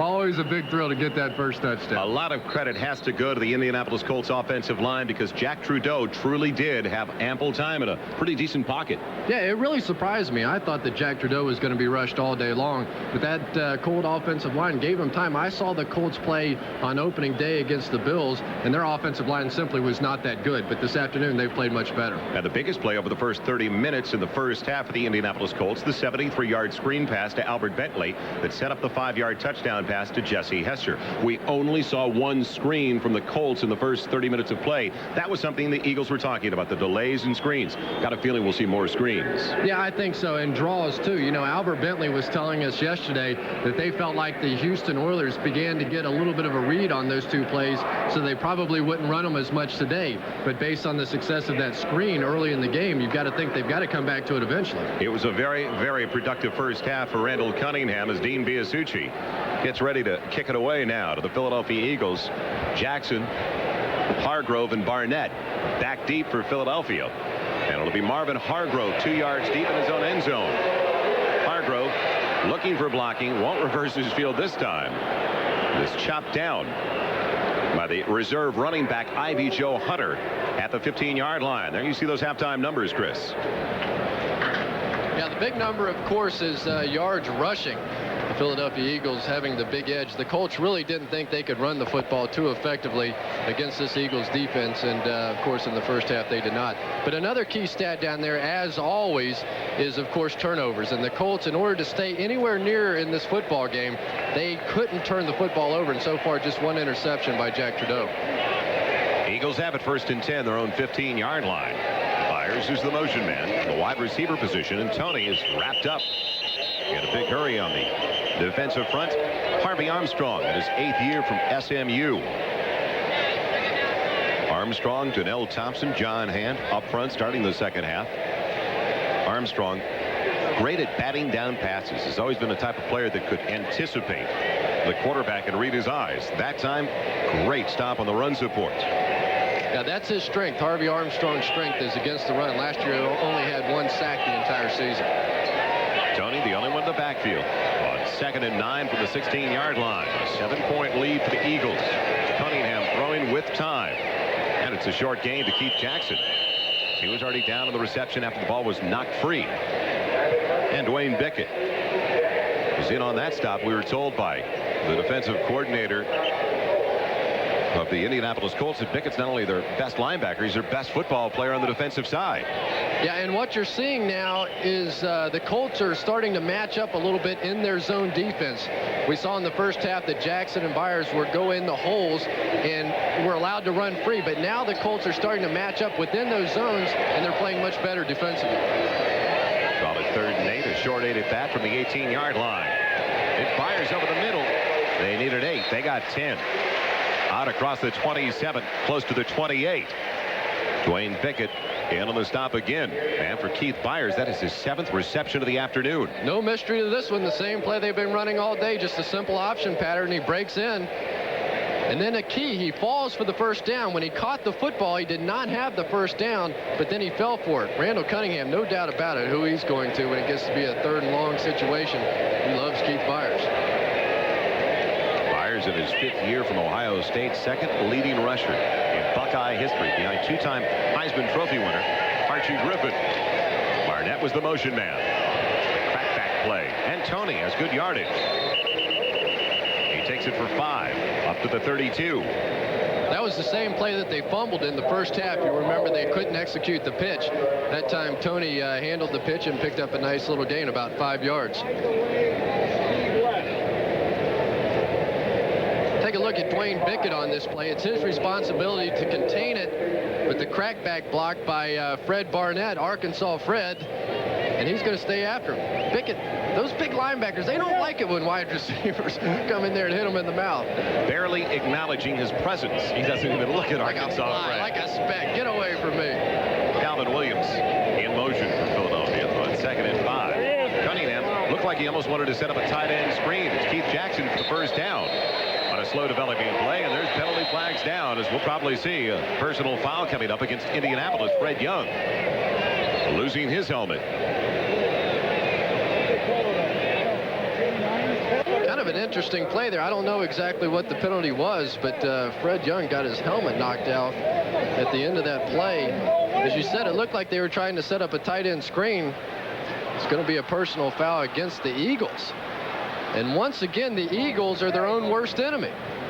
Here they have a nice little drive going. That was going to be a first down on that play. And then they're going to mark them back 15 yards. This is the 2nd time, I believe, this afternoon that they've had a big drive going and had a personal foul. Look at Buddy. Chip Banks, the injured Eagle, is being helped off the field. Personal foul, unnecessary roughness, number 73. Personal foul is called on Ron Heller, the left tackle, who's starting today in place of the injured Matt Darwin, who went on injured reserve. See if we can pick up the personal foul. Number 73, Ron Heller, on the left side of your screen. Pushed him down in the back, but I don't see anything so far. There it is. Thank you. I think I know where the personal foul came from now. No Ron wonder Heller. Chip Banks got up a little bit slowly. Phew. You know, you hate to see that. That offensive lineman, he was down there. He did his job. Ron Heller did a nice job protecting. Just being a little over-aggressive. He goes down the field. He's just looking for somebody to hit. He's not paying any attention to whistles out there. So on the dead ball foul, the Markov takes it back all the way to the 23, where it's now 2nd and 14.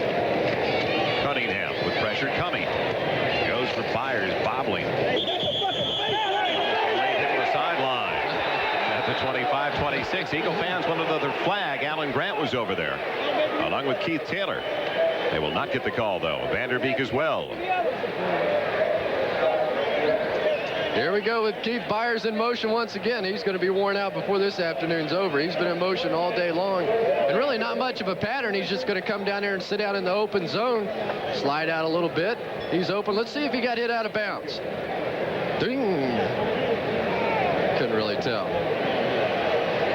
All right, Keith Byers is going to make this catch. Let's take a look and see if he was out of bounds when this late hit came in here. Nope. Nothing wrong with that. Cunningham going deep, has a man. It's Kenny Jackson all the way to the 30-yard line.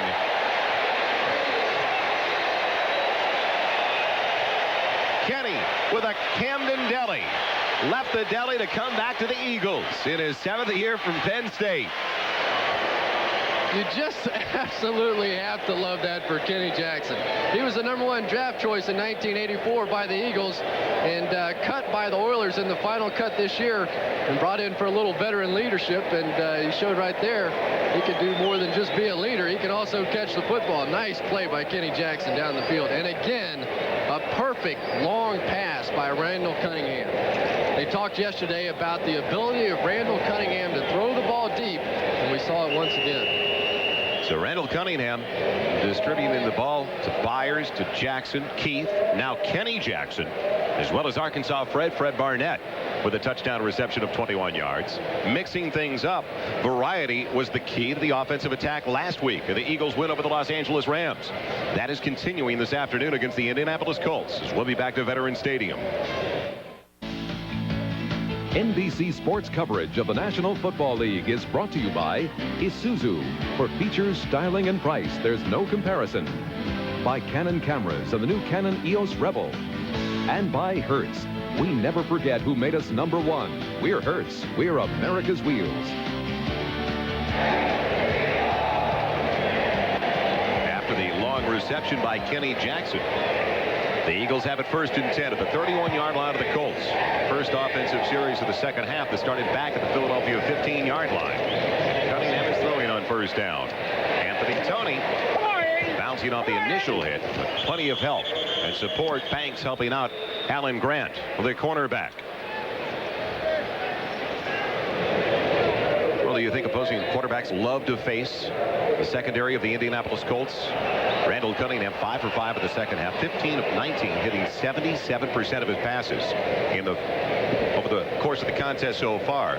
The opposition against the Colts has completed 73% over the first 3 weeks. That is the worst percentage in the NFL. And Randall's all the way up to 77%. So a tough start once again for that Colts secondary.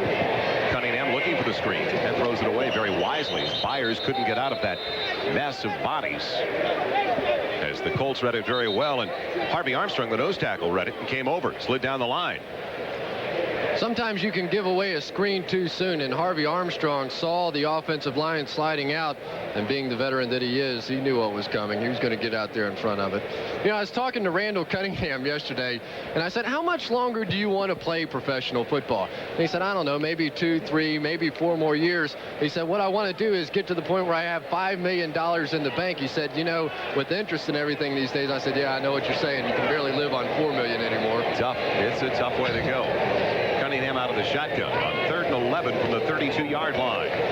Pocket holds up well, and it's almost intercepted by Pryor. He was going for Fred Barnett right at the 1st down marker. Pryor timed it perfectly. Mike Pryor's going to get a nice read on this play. Almost came up with it. Really, if it had been a decent pass by Randall Cunningham, a little higher, he might have had it. But Randall knew that that was going to be thrown in a crowd, so he said either my wide receiver is going to get it or nobody.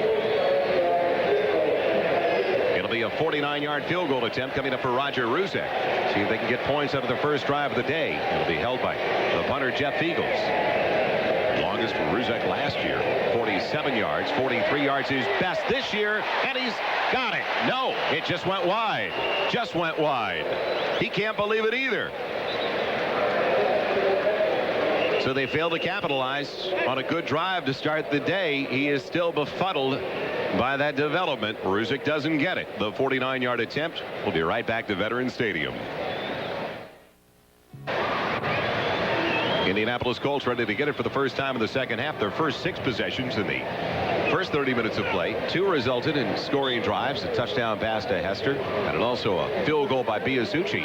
The youth movement in Indianapolis may have an effect on their 0-3 start. As you can see, the teams that have started with the most rookies this year on their roster, there's only one with better than a 500 record, the 3-0 Chicago Bears, to start the 4th week of the season. 32-yard line for Indianapolis to start the drive. And Trudeau is throwing with pressure coming.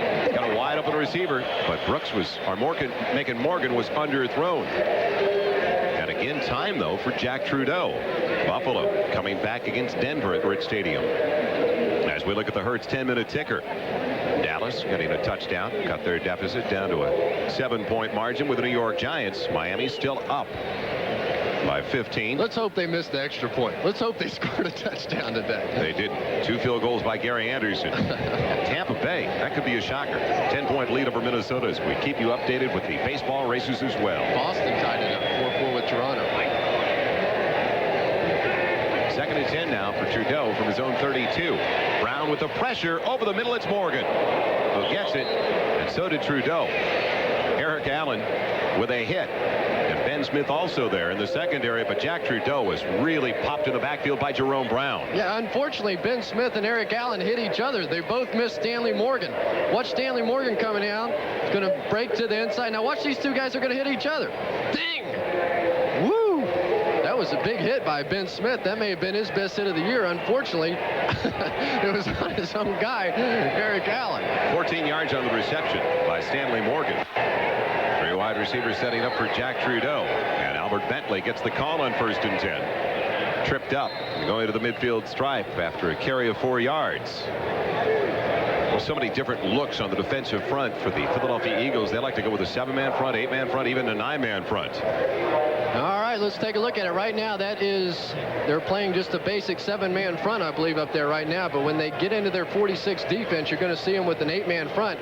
Now, they can play a 46 with an 8-man front with Reggie White on the nose tackle. So that's the way they like to do it. It looks like that may be what they're doing right now. 2nd and 6 from the 50-yard line for the Colts. Pressure on Trudeau. He doesn't feel it, and the ball is taken away by Reggie White. Does Jerome Brown come up with it, or do the Colts retain possession? Reggie White forced the fumble and came up with the ball as well.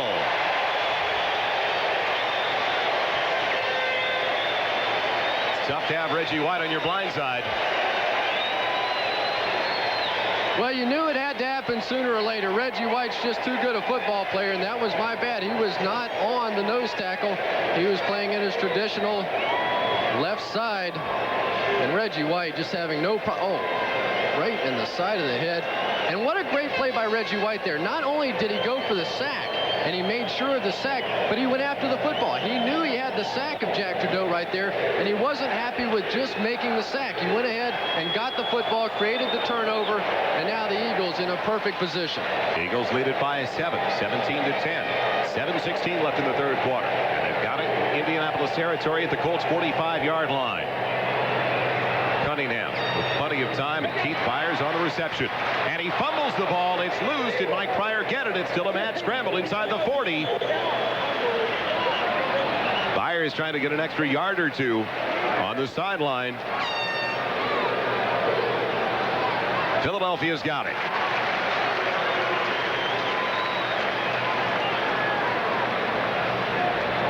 You don't want to start in front of the Eagles bench a little. Oh, you saw Jerome Brown pound somebody on the helmet right there. That's not a good place to get in a fight. How in the world did all those Colts not get the ball? They tackled him with 6 guys there and didn't come up with the fumble. And it looked like Keith Jackson. As Jerome Brown has a chuckle for. Look at him. He knew it. He went up and gave him a little shot in the helmet. Evidently somebody on the Colts popping off just a little bit. The Eagles feel that one of their biggest attributes is a very loose group. They've got a great chemistry in the locker room. William Frizzell just spread out a putting green in the locker room where they have miniature tournaments. They like to be together.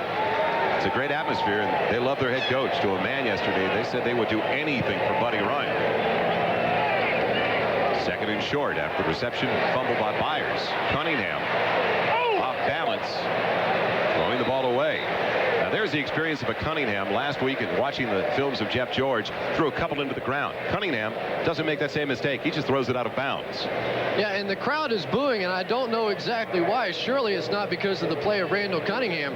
Randall Cunningham made a great play right here just to get rid of the football.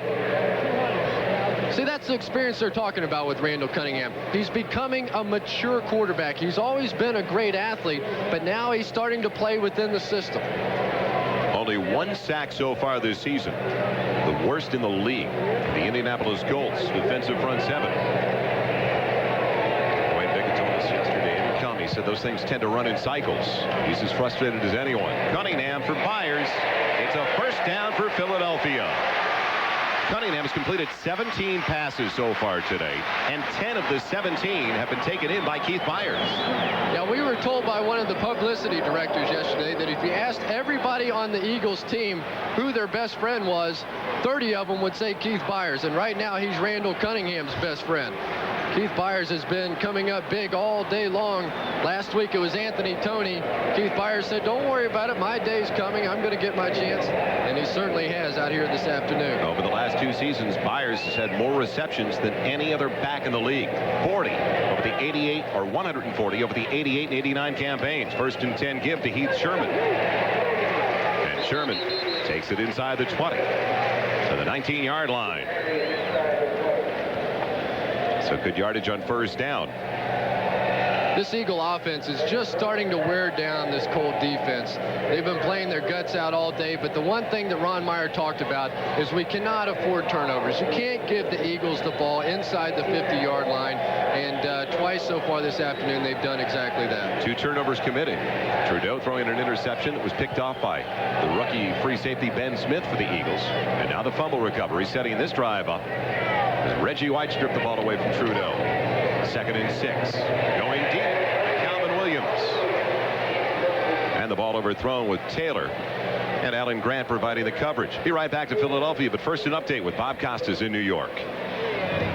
Joel, here's how Buffalo scored their first TD against Denver. Watch the deception. Direct snap to the running back Don Smith while Kelly backpedaled to confuse the Denver defense. He goes over from 12 yards out, but they missed the extra point and still trail 14-9. Joel? All right, Bob, a timing pattern did not pan out for the Philadelphia Eagles. Yeah, this is Calvin Williams going down the field. That's a simple zone coverage. It looked like man-to-man by Grant, but it was not. It was a zone coverage, and the safety came over to help. 3rd and 6. Pressure on Cunningham. Flags into the air, and Cunningham is down. Finally, a sack. Sam Clancy with the 2nd sack of the season. The first of the day for the Colts. And it's going to be holding as well against the Eagles, so that'll be declined. Watch Sam Clancy, number 76 here. Going to come into the screen, keep hustling. He's going to keep moving, digging. He tripped up Randall Cunningham. Sam Clancy, a former basketball player. He played with Bobby Knight in the Goodwill games down about 1970-something. And Sam Clancy was a heck of a basketball player. Been playing a long time in this league.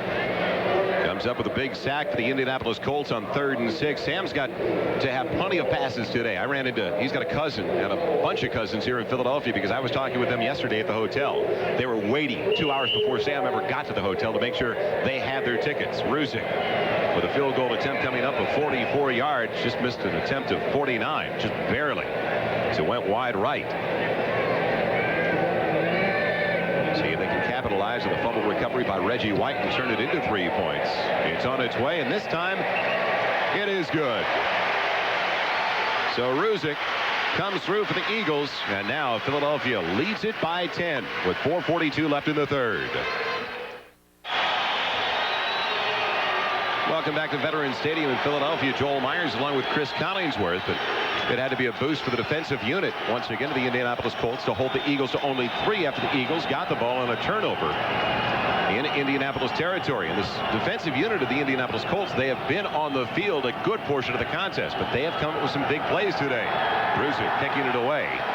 The combo of Stacy Simmons and Alan Grant. It'll be Simmons from the 3. He's got the speed if he gets the blocking. And he's bumped out of bounds at the 35-yard line. Rookie from Florida. Well, the last field goal almost was a block for the Indianapolis Colts. Take a look at number 25 coming around the screen here. Cornell Holloway almost gets there.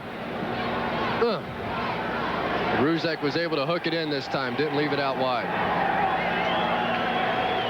So Holloway almost coming up with the block. Instead, it translates into 3 points on the 44-yard field goal by Roger Ruzick. That was a 33-yard return by Stacy Simmons to great field position once again. The Indianapolis Colts started their last drive at the 32, this time at the 38-yard line. Trudeau with pressure coming from Reggie White. Going deep, has Hester. It's complete inside the 30. All the way down to the 26. Hester had a great day against the Eagles back in '86. He's burning them once again today. He's got the only touchdown reception of the day for Indianapolis. Yeah, and it's going to be interesting to see now if Ben Smith is going to be taken out of the ball game. Remember that Buddy Ryan was saying that Ben Smith had to have a good game today in order to stay in there. He got beat last week. Henry Ellard burned him on a 50-yard touchdown when he slipped and fell. And Jesse Hester just got him right there. But so far, Ben Smith remains in the ball game. Indianapolis Colts looking for their first win of the year. The last time they started out at 0-3, it was 1988. And they finished up the season at 9-7 in second place in the AFC East. They trail by 10. Delay to Bentley. Bentley into the secondary. Down to the 15. Breaking tackles inside the 10. He's in. Touchdown Colts. A 26-yard score for Albert Bentley.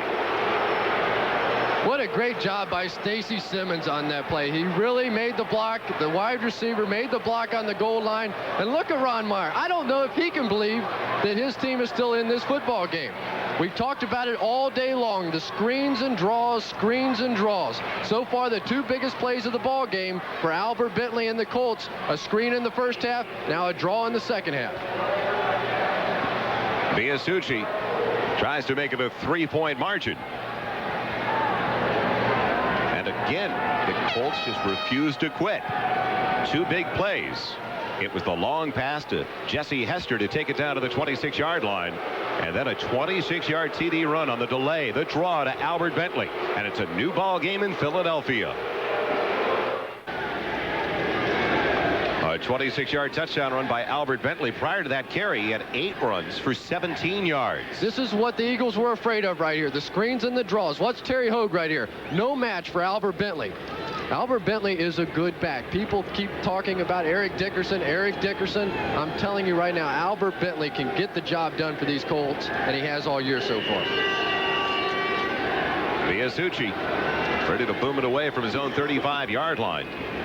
And maybe lost in some of the conversation about Bentley is Trudeau, who's thrown for better than 200 yards so far this afternoon. Hargrove at the 3. And he is spun down. Getting down in a big hurry for the Indianapolis Colts, it was Anthony Johnson.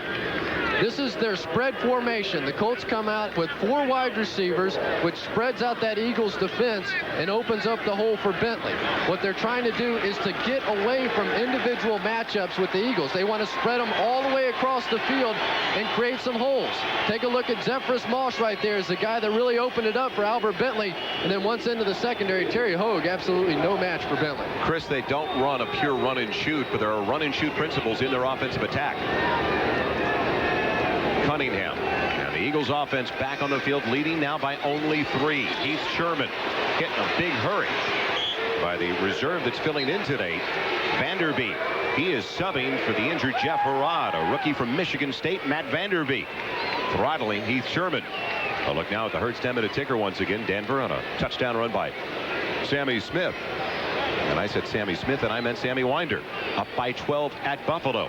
Another touchdown pass for Phil Simms of the New York Giants. They lead by 14. Miami still up by 15. Well, Detroit has increased their advantage over Green Bay. And Toronto regained the lead over the Red Sox in the 5th inning at Fenway. 2nd and 10. Cunningham having problems. He recognized it, and he recognized the coverage on Keith Byers by simply throwing the ball away. Keith Taylor right there with Chip Banks. In his face, though, it was Harvey Armstrong. Take a look at Byers again, coming in motion across the field. Just the same play they've been running all day long. He's going to slide to the outside now. He was open. They had a chance to get it to him, but too much pressure by this Colts defense. And the Colts defense are keeping them in the game. I am amazed. I am really surprised to see the Colts still in this football game this late. This Colts defensive unit, Chris, gave up 29 touchdowns last year. That was the 3rd fewest in the NFL. They're performing quite well today as Cunningham's hit as he releases and Byers has it to the 32-yard line. What a job by Cunningham to hang in there. Sam Clancy was applying the pressure on the quarterback. Keith Byers once again, sometimes he goes in, sometimes he breaks out. Dwayne Bickett on the coverage, man-to-man. They got away from that zone defense because Byers was killing them with that. And now Byers killing them with the man-to-man defense. Career high in receptions now for Keith Byers. He did not touch the ball all that often against the Rams, but it didn't bother him last Sunday. The team won 27-21. That's all he cared about. Is he ever coming through today? 11 catches. Calvin Williams in motion. And it almost looks like a busted play. Randall Cunningham has to take the sack. Chip Banks missed handoff in the backfield. We'll be right back to Philadelphia. To New York now, and Bob Costas. Joel, in Buffalo, Denver's doing it on the ground. Here's Sammy Winder scoring from the 3 as they increase their advantage to 21-9. Elway has thrown only 15 times, completing 8, no touchdowns. Meanwhile, Bobby Humphrey has 138 yards, and all 3 TDs for Denver have come on the ground. Thank you, Bob. Who would have believed that the Denver Broncos would dismantle the Buffalo Bills to this point with the ground game? Bobby Humphrey sure helped that team since coming on to the University of Alabama as a rookie last year.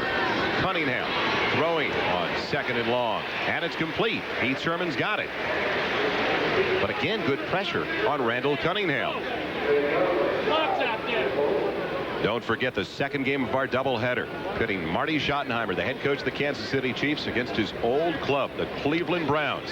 Should be an emotional day at Arrowhead Stadium in Kansas City, so don't forget to stick around and join Dick Anberg and Bill Walsh for Game 2 of the big doubleheader right here on NBC Sports.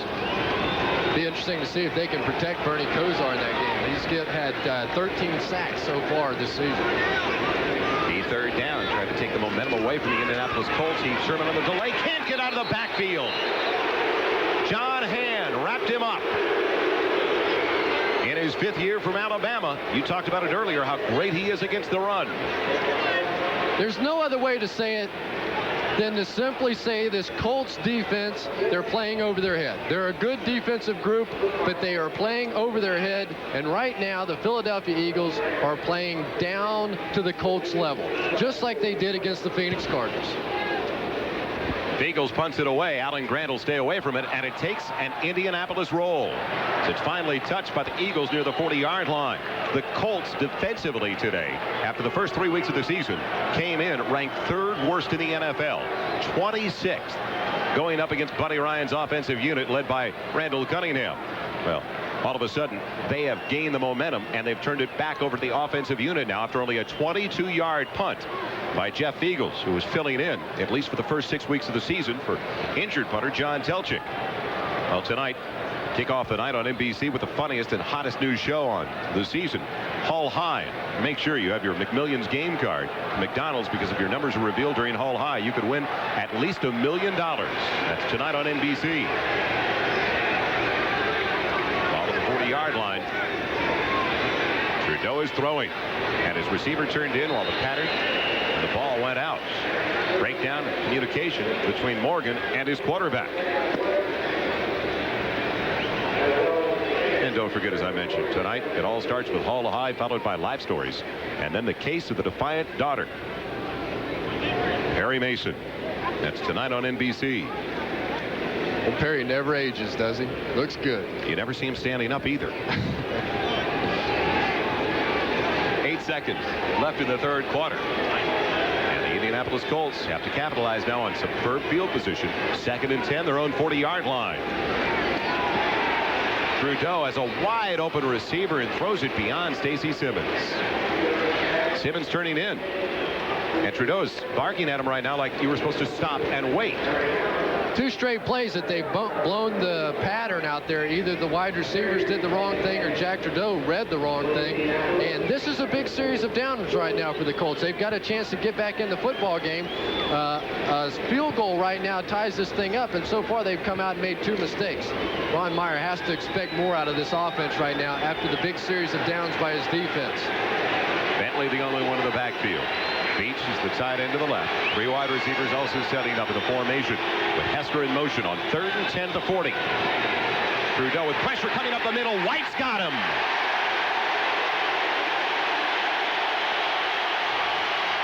Reggie White had 3 sacks over the first 3 weeks, has 2 already today. So the Minister of Defense, Reggie White, one of the very best in the NFL. That's Ray Donaldson, also one of the very best. Ray Donaldson 3 times to the Pro Bowl, but no match for Reggie White. Be right back after these messages from your local station.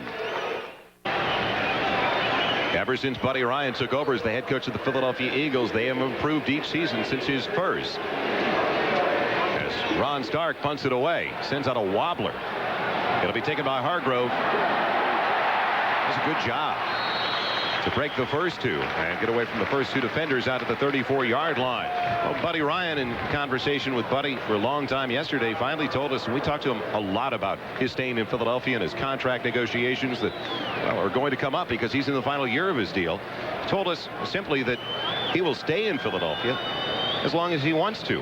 Well, right now, his team only leads by 3, and can you imagine the Heat? We talked about it at the top of the telecast, Chris. If he starts out this year at 1-3, losing to the Phoenix Cardinals, and also the 0-3 Indianapolis Colts this afternoon.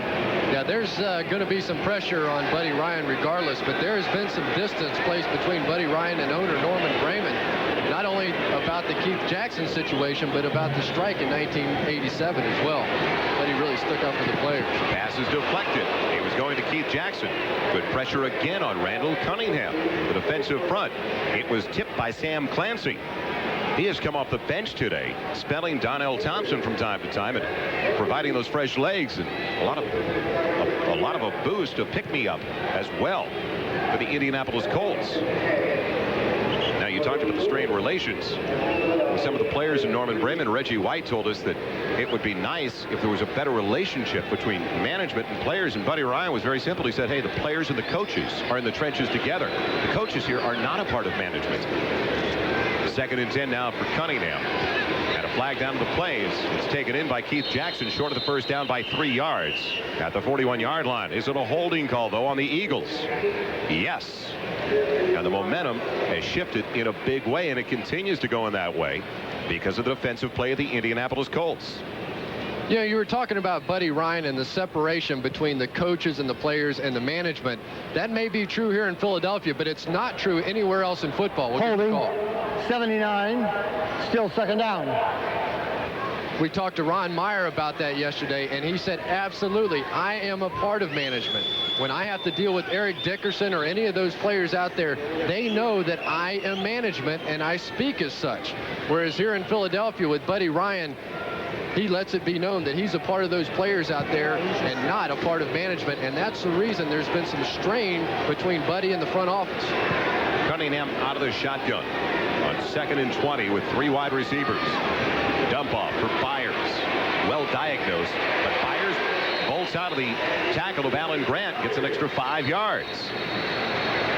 He's out to the 33-yard line. 12th reception of the day for Keith Byers. Here we go with Keith Byers again, having his biggest day ever as a receiver. Just going to get him the football and let him work out here a little bit. Alan Grant, the rookie from Stanford, no match for him. Linebacker come over and give him a little shot, though. But this is a big play right now for the Eagles. They should be blowing this team out. The Colts are simply not as good a football team as the Philadelphia Eagles. And now we're late in the game, and they've got a 3rd and 10. They need a big play. Cunningham out of the shotgun with ample time. Going for Kenny Jackson. And it's incomplete. Defending on the play, Chris Good was over there, and he was helping out Mike Pryor, the free safety. Just nowhere to go. Chris Good makes a nice play. Even if he catches that football, he's going to be out of bounds. This Colts defense making quite an effort out here today. Ron Meyer's got to be thrilled with his team's play. We talked to him last night, and I don't even know if he believed that they could beat the Eagles today. Especially with 2 turnovers, because that's the one thing he emphasized. They cannot afford to cough it up and give it away. Alan Grant on the punt return, spinning across the 25 at the 26-yard line, where he's put down for the Eagles backup tight end Harper LaBelle. So when we come back, an opportunity to either tie it or take the lead for the Indianapolis Colts. They're down by 3 with 13:49 left in the 4th. NBC Sports coverage of the National Football League is brought to you by Mitsubishi, bringing you a full line of award-winning automobiles. See them all at your Mitsubishi Motors dealer. By Castrol GTX, engineered for today's smaller cars. And by Everready, 100 years of meeting your power and safety needs. Sold-out crowd at Veterans Stadium in Philadelphia, and right now the Colts get it back, 1st and 10 at their own 26, trailing by only 3. Trudeau leading the offense with Albert Bentley getting the call, and Bentley takes it to the 30 for a little bit better than 3 as we look at the numbers at the end of 3 quarters. And offensive yardage, most of that coming through the air. for the Indianapolis Colts, as you can see. 202 for Jack Trudeau. Look at the time of possession, though. This Colts defense has been on the field almost the entire day. The Eagles have 30 minutes of possession as compared to 14 minutes for the Colts.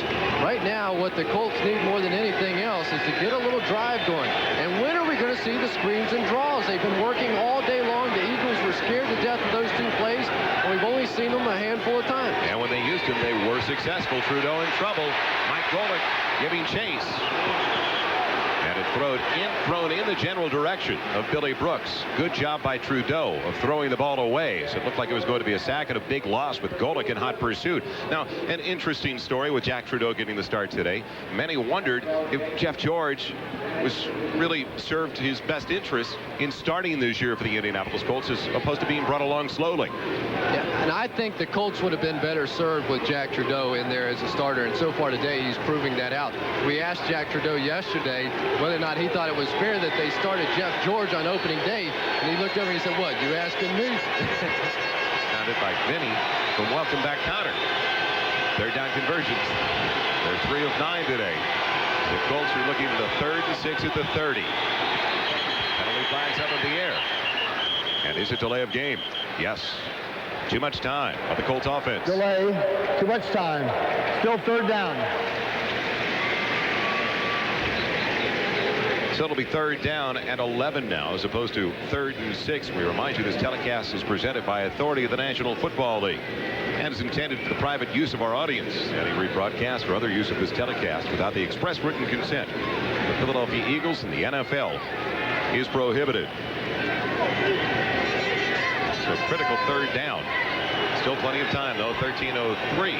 Not only is this a big down to try and get a first down, but they can't afford a turnover here. Cannot throw the interception right here. You're only down by 3 points. Even if you have to punt the football, that's okay. Don't turn it over. Trudeau appears to be audibilizing to the line of scrimmage, changing the play with trips over to the near side. The dump off for Bentley. There's the screen you were talking about, Chris. Bentley following his blockers well. He has the first down all the way to the 49. It finally pays off to go to the screen.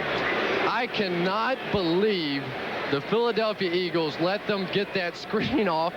You know, every defensive coach down there, every defensive player was saying, watch the screens, watch the draws. It didn't matter. They executed it perfectly. Albert Bentley has been killing them with this screen play right here. Watch Albert Bentley. Nice fake on Reggie White. That's what set it up. He convinced Reggie White that it was going to be a pass. Albert Bentley pretended to block him, and Reggie White went right on by, and it set up the big play. 1st and 10. Colts have it at their own 49-yard line. Bentley the only one in the backfield. And Trudeau drops it, recovers though. Well, why did he give it to Bentley? Albert took the brunt of that one, and it's a loss. We'll be right back to Veterans Stadium. First to Bob Costas now. All right, Joel, 4th quarter in Buffalo. David Treadwell lines up for a field goal that would make it 24-9 and sew it up for Denver, but it's blocked. It pops into the arms of Cornelius Bennett. 80 yards later, he's in the end zone, and it's a ball game again. Buffalo is within 5 at 21-16. Let's go back to Philadelphia. Thank you, Bob. It may have been wiser for Jack Trudeau just to sit on the ball after bobbling it, taking a 1 or 2 yard loss. Instead, it's closer to a 3, near a 4 yard loss now. On 2nd down, Trudeau flush up the pocket. Reggie White in the grasp. Well, the whistles are quicker this year in the NFL on that grasp and control rule. Watch Reggie White on this play. On the nose again. That's where he says he likes it the best. Ray Donaldson with an arm between his legs. He says he has no shot against Reggie White. I'll tell you what, right now the difference in this ball game is Reggie White. You take Reggie White out of the lineup for the Philadelphia Eagles, and they simply are not ahead of this football game at this point. 3rd sack of the day for Reggie White. He's got 6 on the season now. And Trudeau, 3rd down and forever. Has to go deep. Hester's wide open. Does he get the first down? Hanging on for dear life. It was Terry Hogue. And I believe he may be short as Trudeau took a shot at the end of the play.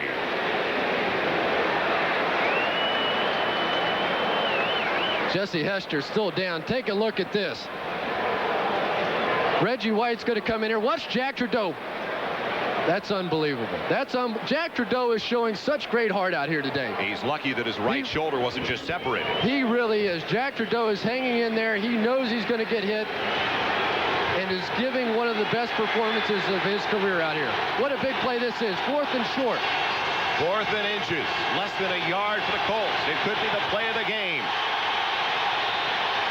Play action for Trudeau. He's got Bentley wide open. Flag down on the play, though. Flag down on the play. And downfield, Anthony Johnson was trying to block. Was he called for a hold? Anthony Johnson, the rookie from Notre Dame. Oh, my. Offensive pass interference, 23. Pass interference is called. My. Anthony Johnson with the biggest mistake of his life. Would have had absolutely no effect on this play whatsoever. He had the route down the field. The only question is was Anthony Johnson trying to set a pick for Albert Bentley? Ron Meyer cannot believe the development. There's an injured Philadelphia Eagle down to the field. It is Reggie White. But what a great play fake into the line by quarterback Jack Trudeau, because Bentley was left unattended. You know, we saw this on film last week against the Rams. The Eagles come up in basically a 9-man front in those short yardage defenses. The Rams tried to throw a long post pattern down the field. Here you'll see it right here. They've got 9 guys up around the line of scrimmage. You've got the play fake. Watch number 23. That's what they're going to call the hold. And no, sir, that is not. That's a blown call. That is a blown call. What they're thinking on that play is that was a pick, but the defensive back in that case, all he was doing, he had him by the helmet, was trying to push him down. Anthony Johnson was trying to run around. Look, he can't believe it. He cannot believe it. Look at Ron Meyer wants to talk to referee Jim Tunney, and with good reason. That is one of the worst calls you'll see.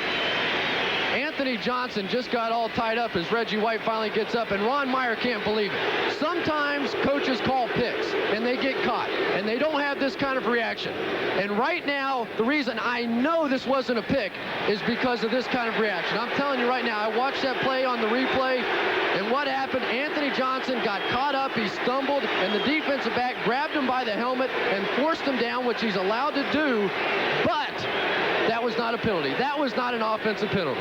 10:03 left in the game, but still, that is the play of the game so far. They've got a first down right at the 20-yard line of the Philadelphia Eagles. At worst, they're going to tie it up with a field goal from Biasucci. Another look. Watch number 23, Anthony Johnson. You're going to see him coming out of the right side. Right there, he's going to get tied up on the defensive back, and see, it's the defensive back that's really putting him down, that's forcing him down. That defensive back did not have Albert Bentley on the play. That's the reason I know it's not a pick. If it was a pick, he would have been trying to get number 26, Ben Smith, on that play. That was not a pick. That was just a circumstance that happened, and a big Ron Meyer can't believe it. He cannot believe it. Ron Stark in to punt it away. On 4th and long now. Back deep, Marvin Hargrove letting it sail over his head. Will it die inside the 5? Just barely into the end zone as Beach tried to get to it. So a huge turnaround. Ron Meyer beside himself with very good reason. While we were away, Ron Meyer was talking it over with Anthony Johnson. Both were smiling a little bit because they still could not believe the call. Pitch for Heath Sherman on 1st and 10. Sherman is down after a gain of a little bit better than a yard. Call it 2 to the 22. There's the rookie from Notre Dame, Anthony Johnson. Joe, you know, so many times officials are taught on 3rd and short situations to watch for the pick play. Watch for the pick play, because a lot of offenses will run that in that situation. Unfortunately for the Colts, they just got one of their running backs tied up, and the official thought it was a pick, but I guarantee you that was not the man that had Albert Bentley on that play, so I know it wasn't a pick. Play fake for Cunningham, going for Jackson, and it's overthrown. Well, the one thing that stands out on that last play, and we don't want to belabor the point because the Eagles are looking at a 3rd and long on the next play. It'll be 3rd and 8. Is that actually the defensive back threw Johnson down, who was off balance. He was in that area 5 yards of the line of scrimmage, and then he was thrown down head first. I mean, you say you don't want to belabor the point, but it's the ball game right now. They were down in field goal position, but right now the Colts defense has a chance to get them back in the game. 3rd and 8 right now. If they can get the ball back to the offense, see some more screens and draws, maybe the Colts can get it back down there. It could be good field position as well, because Eagles, we've already seen a 22-yard punt for the Eagles punter. 3rd and 8. Cunningham has room to run for the first down, and getting a block from Byers downfield to hold up the defensive back. What a block by Keith Byers. Cunningham has the first down to the 38-yard line. That's how he kills you. Right there. That's how Randall Cunningham beats you.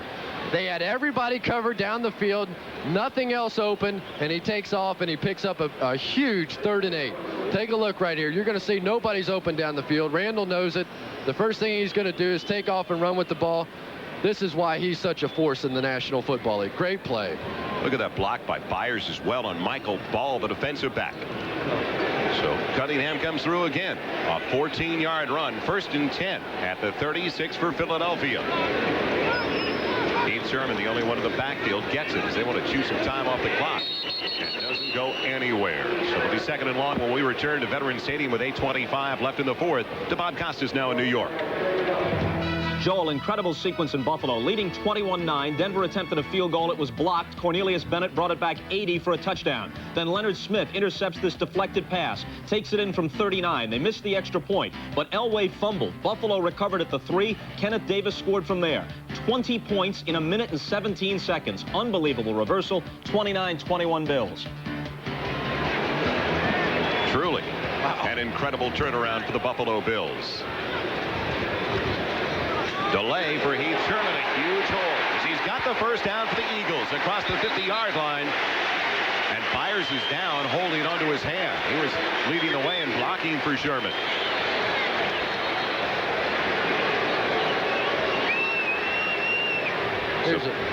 Byers with 12 receptions, 1 short of the NFL record held by Al Toon, who's down and out right now. Take a look at Keith Byers, going to come out of the backfield and throw a block on Fred Young. The nice block. Something happened there, though. It looks like his elbow, maybe his left elbow, is injured. We'll certainly wait to see what happens here. We'll be right back with a progress report on Keith Byers when we return to Veterans Stadium.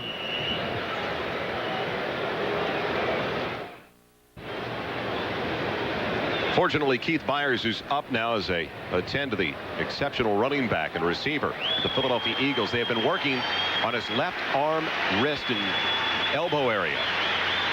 Hopefully, maybe it just hit the funny bone and it went numb on him. Don't forget the big second game today at Arrowhead Stadium in Kansas City. The showdown between the Browns and their former head coach Marty Schottenheimer, the leader of the Kansas City Chiefs, one of the most improved teams in the NFL with a 2-1 record.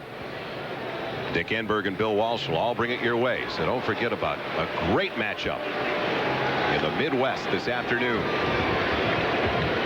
1st and 10 for the Eagles.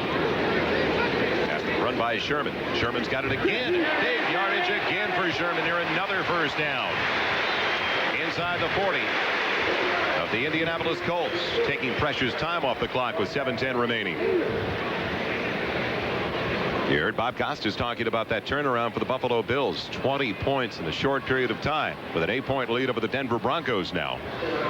It's over in New York with the Giants beating the Cowboys. Detroit comfortably in front of the Green Bay Packers. And it's all even between Tampa Bay and Minnesota. Toronto with a 3-run lead in the 7th over Boston. And the Mets came back against the Chicago Cubs as well. Mickey Schuler in motion. 2nd and short. I believe he got enough for the first down. Yes, Heath Sherman for a couple of yards to the 38. John Hand in on the stop. This defensive unit has been on the field so much this afternoon. You can understand why now all of a sudden they're wearing down and there's some big holes out there. provided by the offensive line of the Philadelphia Eagles. Coming into the game, the Eagles had been a team that had been able to hang on to the ball over the first 3 weeks. Last week, they had it 36 minutes against the Los Angeles Rams. And Buddy Ryan said yesterday that he could have any back that he wanted on this Eagles team as a 1,000-yard rusher, and right now they're proving it. Heath Sherman's the one that's getting the job done right now. Anthony Toney last week. Sherman with 11 carries for 42 yards so far. First and 10 at the 38 of the Colts. Again, number 23 gets the call. Heath Sherman, Texas A&M in his second year, 6th-round draft choice last season, is brought down by Harvey Armstrong. But not before he picks up 3 more. And the clock continues to roll against the Indianapolis Colts. Only 6 minutes remaining. What a big play that penalty will turn out to be, most likely.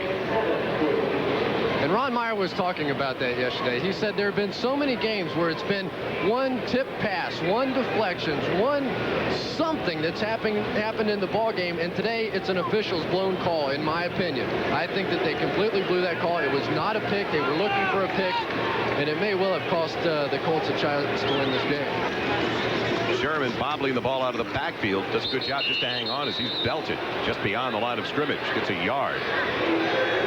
The defensive unit, headed by the coordinator you're looking at now, Bill Muir. And they have done an outstanding job today against always dangerous Randall Cunningham. Yeah, the first 3 weeks of the season, the offense was almost non-existent for these Colts. And Muir was talking about all they have to do is hold on to the football a little bit. Don't leave my guys on the field for 3/4 of the game, and we'll be very competitive with anybody. But unfortunately, the Colts offense again today has not been able to play ball control offense at all. And another critical 3rd down for this defensive unit. 3rd and 5, and Cunningham has time and has Mickey Schuler, the tight end. He is right at the 1st down marker at the 29-yard line. It'll depend upon the spot of the linesman, and he's got it inside the 29. Does he have it by the nose of the football, that 1st down? I would bet yes. Mickey Schuler, a veteran player, waived by the Jets this year, picked up by Buddy Ryan and the Eagles.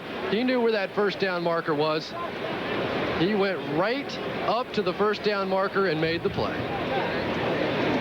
It's a pass caught in 90 straight games for the former New York Jet tight end. And we've been talking about that defensive unit on the field. That further illustrates what a great job they have done for the Indianapolis Colts today. And not only that, their starting corner, Eugene Daniel, went down with a left knee injury. He's out for the rest of the game. So these guys are a little bit of a makeshift unit out there. And they have given Mickey Schuler a little bit too much credit too soon. About 1.5 inches. And now what do you do, buddy? He's going to go for it. Ryan and the Eagles lead by 3. Ruzick in the second half alone has missed a 49-yarder. He's hit a 44-yarder. But they're going to show confidence in the offensive line that has been getting them some good holds, especially over this last series. I agree with this call. Even if you kick the field goal here, it only gives you a 6-point lead. You don't want to give the Colts a chance to win it with a touchdown.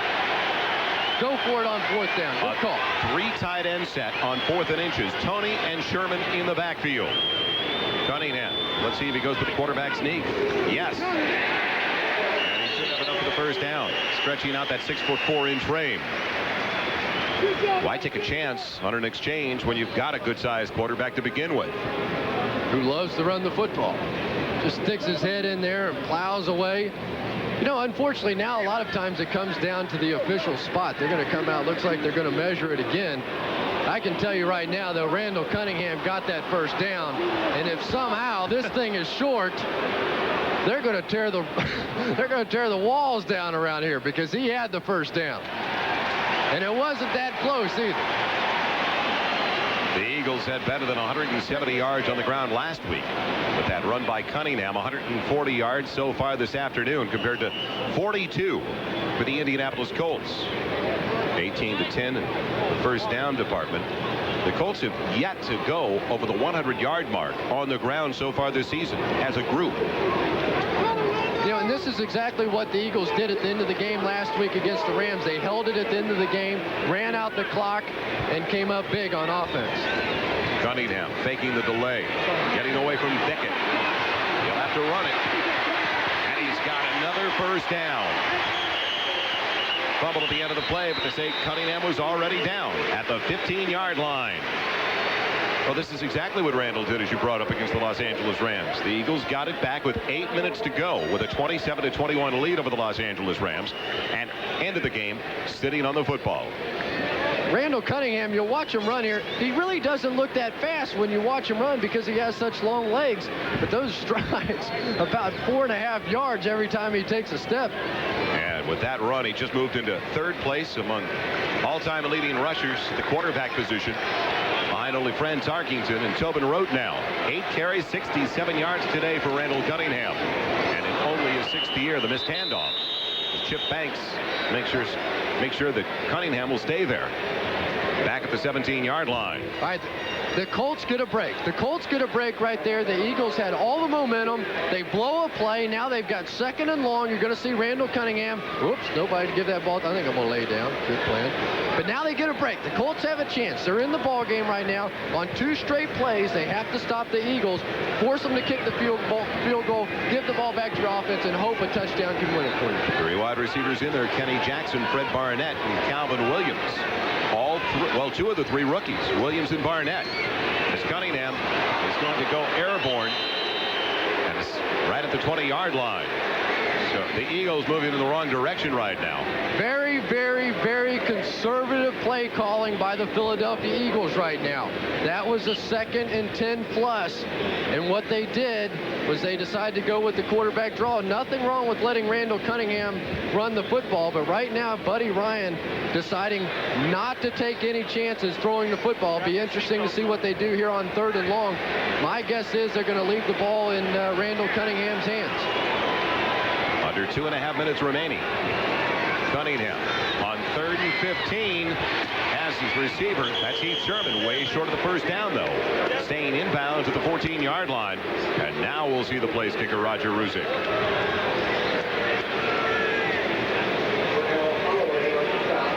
So we have wound our way now down to the 2-minute warning. And when we come back, it'll be a field goal attempt of 31 yards coming up as the Eagles try to go up by 6.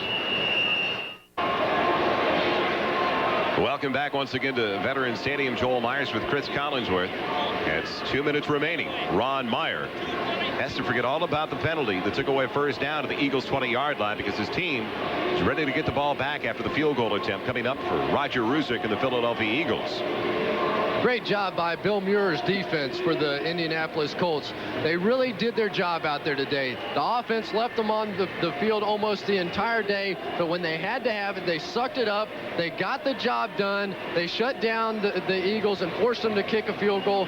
Now their offense has a chance to win the game in the final 2 minutes. Really, that's all they could ask. The Indianapolis Colts do not have the ball club that the Eagles have, and yet they're going to have a chance to win it here with 2 minutes to go. So defense has been the name of the game for the Colts. Big kick right here. Huge one. A 31-yard attempt. They almost got to the last one by Ruzick. They've got Alan Grant as the outside man, the rookie from Stanford. Ruzick 2 of 3 on the afternoon. It's out of the hold of Feagles. Plenty of foot into it. And the Eagles lead by 6. Don't forget, the showdown at Arrowhead is coming up next following the Colts-Eagles matchup. It'll be the Cleveland Browns and the Kansas City Chiefs. Marty Schottenheimer, the head coach of Kansas City, going up against his old team, the team that he took to the playoffs 4 straight times, and to the AFC title game in 2 of those 4 seasons. So it's got to be an emotional day for Marty in Kansas City. And don't forget tonight, start off the night with one of the funniest and hottest new shows on NBC, season premiere of Hull High. Then don't miss the premiere of a critically acclaimed new series, dramatic, compelling, It's Life Stories. And it's all followed by the all-new Perry Mason mystery with Raymond Burr, Robert Culp, Robert Vaughn, Dear Johns, Jerry Burns, and Ken Karcheval. World premiere movie, Perry Mason, The Case of the Defiant Daughter. Well, the man of the hour now for the Indianapolis Colts has got to be Jack Trudeau. The 2-minute drill will go into effect, of course. Down by 6. Trudeau has been a warrior. He's hung into the pocket all day long behind his offensive line, and he's been able to hit number 84 consistently on the big play to the wide receiver, Jesse Hester. When it's been to the back, of course, it's been Albert Bentley on a couple of screen passes. You know, last year Trudeau took over for injured starter Chris Chandler, and he won 7 of 12 starts. If you're Jack Trudeau, this is exactly the position you want to be in. He thought he should have been the starter. Jeff George got the nod on opening day. Now Jack Trudeau gets his chance to win a ball game. And don't forget the Colts still with 2 timeouts remaining. Plenty of time. This will be taken by Stacy Simmons, the sprinter from the University of Florida. Simmons with good field position outside of the 30, and a flag down to the play. Will be a holding call as number 59 on the special teams for the Indianapolis Colts, Kurt Larson, the reserve linebacker, was holding up one of the Eagles. So stupid. That's just so stupid. You're out there. He wasn't even really a part of the play. Ron Myers kicking dirt, even though there's no dirt out there on the AstroTurf. It's just dumb. I mean, you get a nice return. You have holding field position during out the around the return, 30. number 59 on the return team. It'll be first and they and do 10. call it on Kurt Larson. Here you're going to see number 59 in the screen. Kurt Larson going to come up with a hold. Really wasn't going to have an effect on the play. And now they have to start back on the on their own 18-yard line. Stupid play. First and 10 for the Colts. 2 timeouts left. 1:51 on the clock. Bentley behind Trudeau. Trips to the wide side, the far side of the field. Pocket holding up for Jack Trudeau. Goes for Hester, and it's knocked away by Frizzell. Well, he looked at number 84, who's had a big day against the Eagles, just like he did as a member of the LA Raiders back in '86. Nice play by the Eagles secondary that time. William Frizzell all over Jesse Hester. The Eagles secondary gets banged on quite a bit here in Philadelphia, but they're in a tough position. Buddy Ryan believes in blitzing up there with the front 7, the front 8, and puts his cornerbacks and defensive backs in a tough position. But so far today, they've played well. And they've got 6 defensive backs in there once again, just like on first down. Same alignment for the Indianapolis Colts on 2nd and 10 to the 18. Here comes Reggie White. They're looking for the screen, and it's thrown away by Trudeau. That was a hold. Yes, sir. They finally got the flag. That was definitely a hold. Nice call by the officials. Andre Waters saw Albert Bentley coming out of the backfield. He knew that screen was coming again. Oh, my goodness. And they're going to call it against the Eagles. You thought, like I thought, it was defensive holding. Plain as day. They just missed it.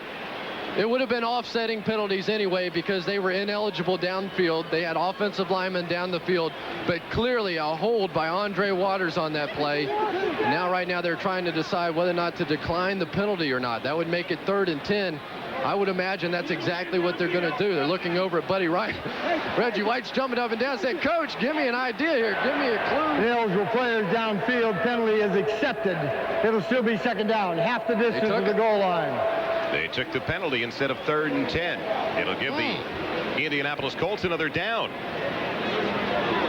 Ugh. Real indecision on the sideline of the Philadelphia Eagles. They didn't know which way to go with that call.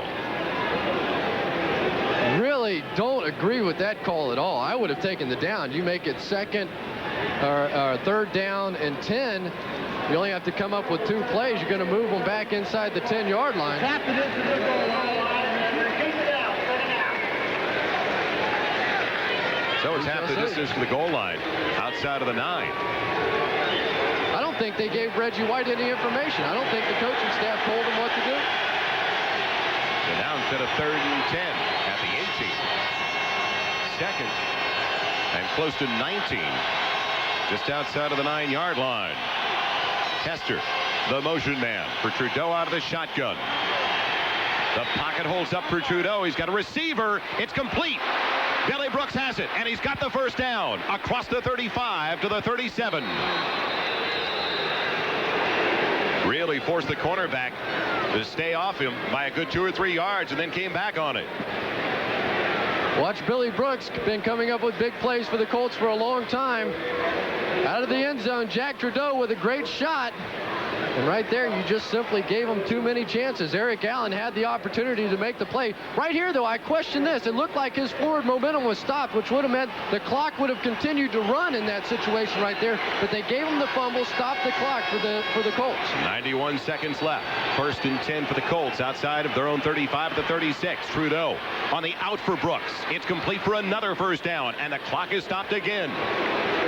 Working on Izell Jenkins, 27 yards. How about Jack Trudeau, though? I mean, really, Jack Trudeau's been on the bench now basically for 3 games. He got to play last week some, but really written off, and most people didn't think that he was really a top-notch NFL quarterback. That's why they make the deal for Jeff George, and now Jack Trudeau here in the 2-minute drill, taking the Colts right down the field.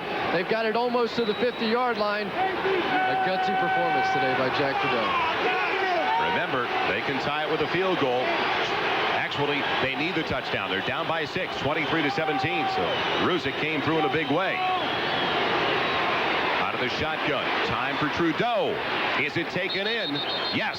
Stanley Morgan's got it for another first down. Stanley Morgan in his 14th year, and they are on the move. Here we go. They're going to the 2-minute drill. Minute 9, minute 8. They've got plenty of time. And 2 timeouts. Keep your calm out there, guys. You've got plenty of time.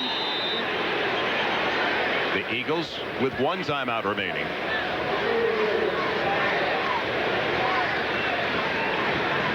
They're going to take a look at this play. That's exactly what's going on here. They're trying to see whether or not Stanley Morgan trapped this football. We're going to take a look at it. Ron Meyer, he's confident. This goalpost is going to get us. Nah, clearly a catch. And if it wasn't, there wasn't enough evidence there to overturn that call. They're going to leave that alone. You were just talking about Jack Trudeau. He is a yard away from 300 yards on the day passing. 15 of 32. On review, the He's only missed you an interception on the field as a completed catch by Ben Smith in the first half. And he's also thrown a 5-yard touchdown pass to Jesse Hester. But how about Stanley Morgan out here in his 14th year still playing football? He's having a good time. And let's not forget that they're doing this today without the aid of one of their best receivers, Clarence Verdun, who's out with turf toe. Albert Bentley on the delay.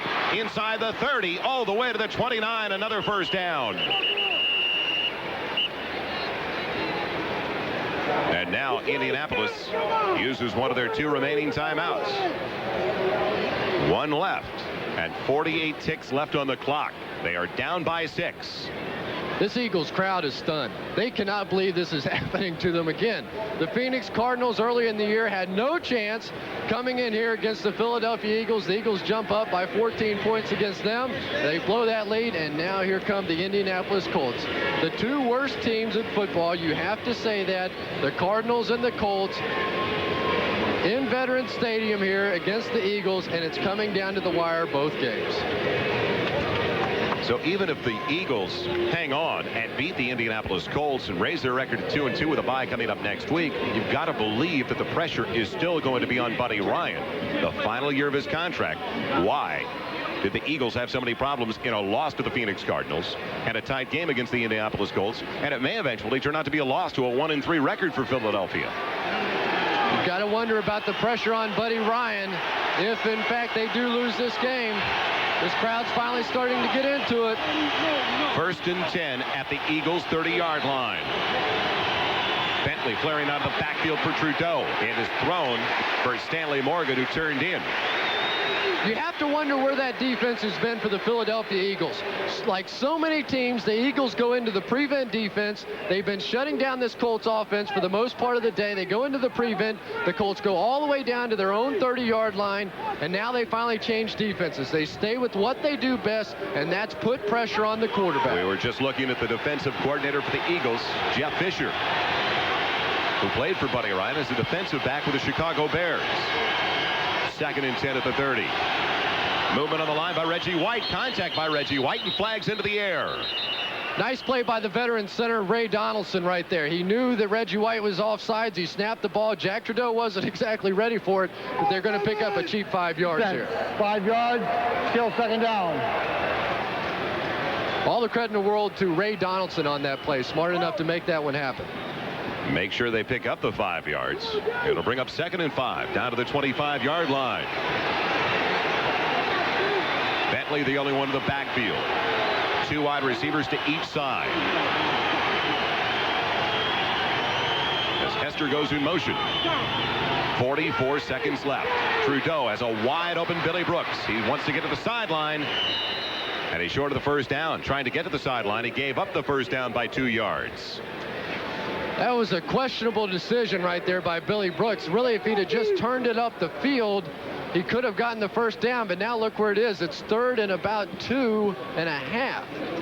So now they still have to worry not only about the clock, 38 seconds remaining, but they also have to worry about picking up the first down. So now what do? Do you go ahead and try and throw it into the end zone and then pick up the first down later, or do you try and get the first down right here? I think you've got to play another short pass, take the timeout if you have to, but get this first down out of the way. Bentley and Beach in the backfield. On 3rd and 2, pressure on Trudeau. And his receiver Bentley couldn't get to it. The pressure from the free safety Ben Smith. Great surge, though, by Reggie White and Jerome Brown right in the face of Jack Trudeau. Well, Jerome Brown made Jack Trudeau throw that football before he wanted to, but really there was no one open down the field. Now you've got the situation we talked about. It's 4th down. The game's on the line. The ball's on the Eagles' 22-yard line, and now you've got another factor. This Eagles crowd that's been fairly quiet all day long, they're getting into it. This is the game. 4th and a little bit better than 2. 33 seconds left. Will we see a screen or a draw? Trudeau out of the shotgun. Takes down a high snap. Has a wide open receiver, Billy Brooks, for the first down. Now they've got to use their final timeout. To the 15-yard line. Boys, Brooks come through in the clutch. Every single time they need a big play, they've gone to Billy Brooks, and he's come through once again for them. Take a look at Ron Meyer as this play developed. Think he's a little bit nervous? Right there. Call me a timeout. Give me a chance. And they do have a chance right now. 27 seconds. Watch the protection first of all. That's the key. Ray Donaldson with a high snap. Trudeau stands in there. An easy throw. Number 33, William Frizzell on the coverage.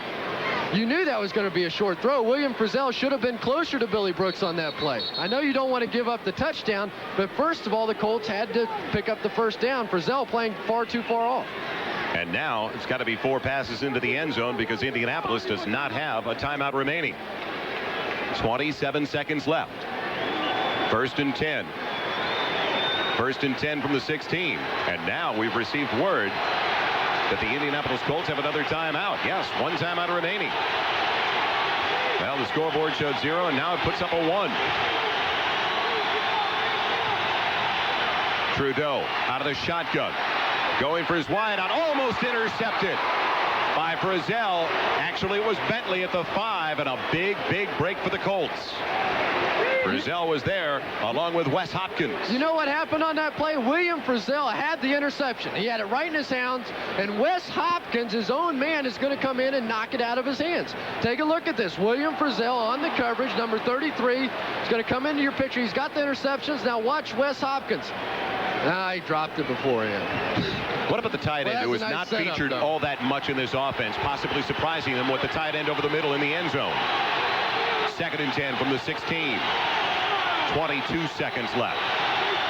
Movement on the line. It'll cost 5 against the Indianapolis Colts.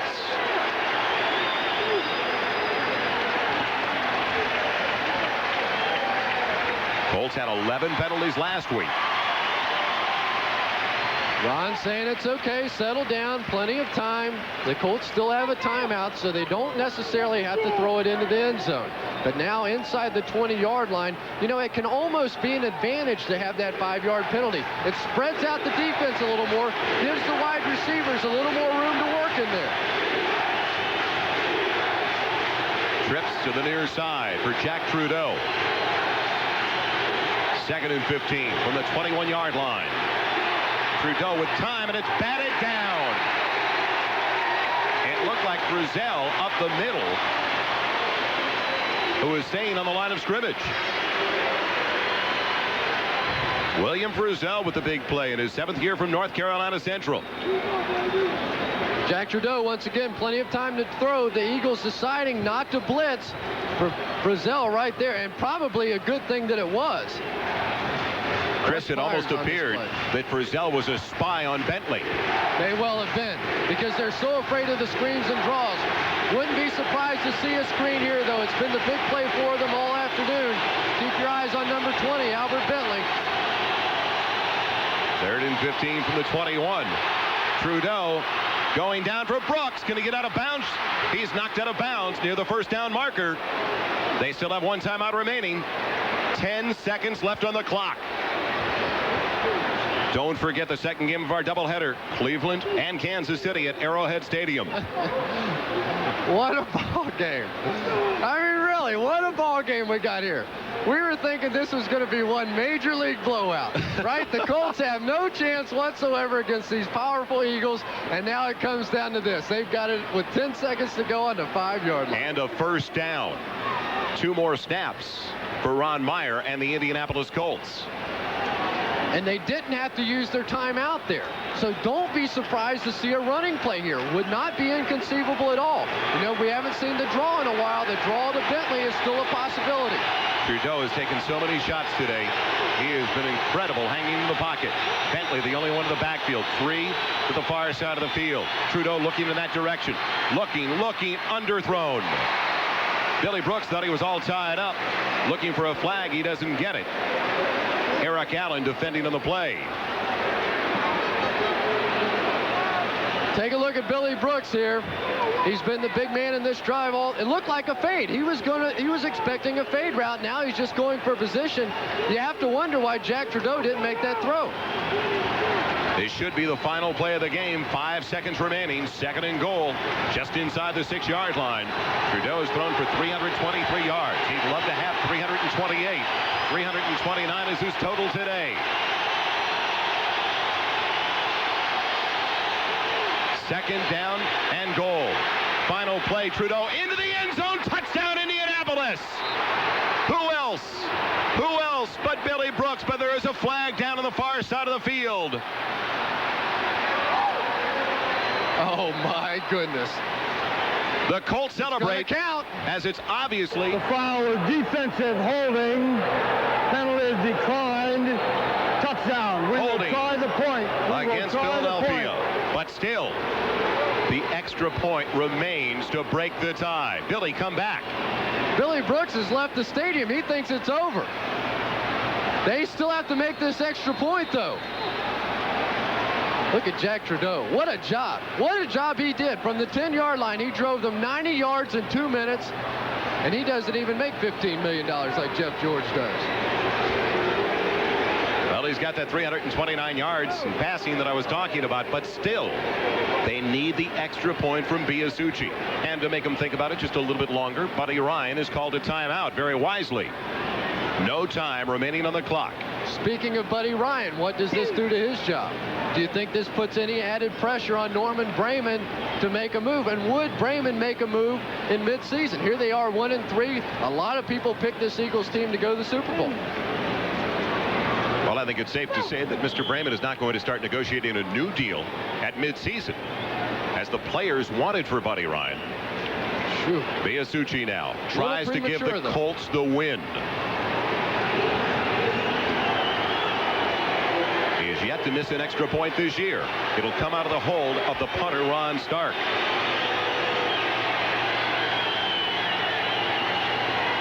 The Colts for the win on the extra point.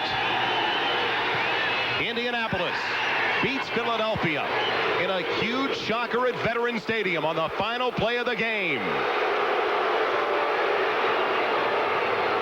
Can you believe it? I don't think Ron Meyer can believe it. What a great ball game. So both teams now at 1-3 as Ron Meyer's team came in today a 2-touchdown underdog. And it came down to the final play from the 6-yard line. And another look at the grab by Billy Brooks, who was the key on the final drive with Trudeau. Really, all Billy Brooks did was just get down in the end zone, get rebound position, try and make himself wide like you do on a rebound, spread people out. He's going up against Izell Jenkins. Billy Brooks had to stay in the end zone, and he did. Take a look at Ron Myers. You think it's a little bit of fun to get your first win of the year? How about that? And the man who took them 90 yards, Jack Trudeau. Take a look at his reaction. Well, if you thought the Phoenix Cardinals game ranked as one of the biggest upsets of the year, put this a notch above it. Al Harris, Jerome Brown, still stunned by the developments. As for the first time since Buddy Ryan has taken over as the head coach of the Philadelphia Eagles, they have dropped their first 2 home games. So Indianapolis wins their first of the year on the road over the Eagles, as the Eagles are now a disappointing 1-3.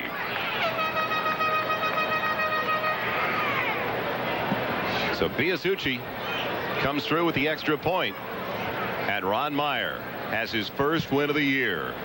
Well, they started out at 0-3 in '88, rebounded to 9-7. We're headed to Kansas City now for Chris Collinsworth. I'm Joel Myers. Thank you for joining us. It's been a great day in Philadelphia.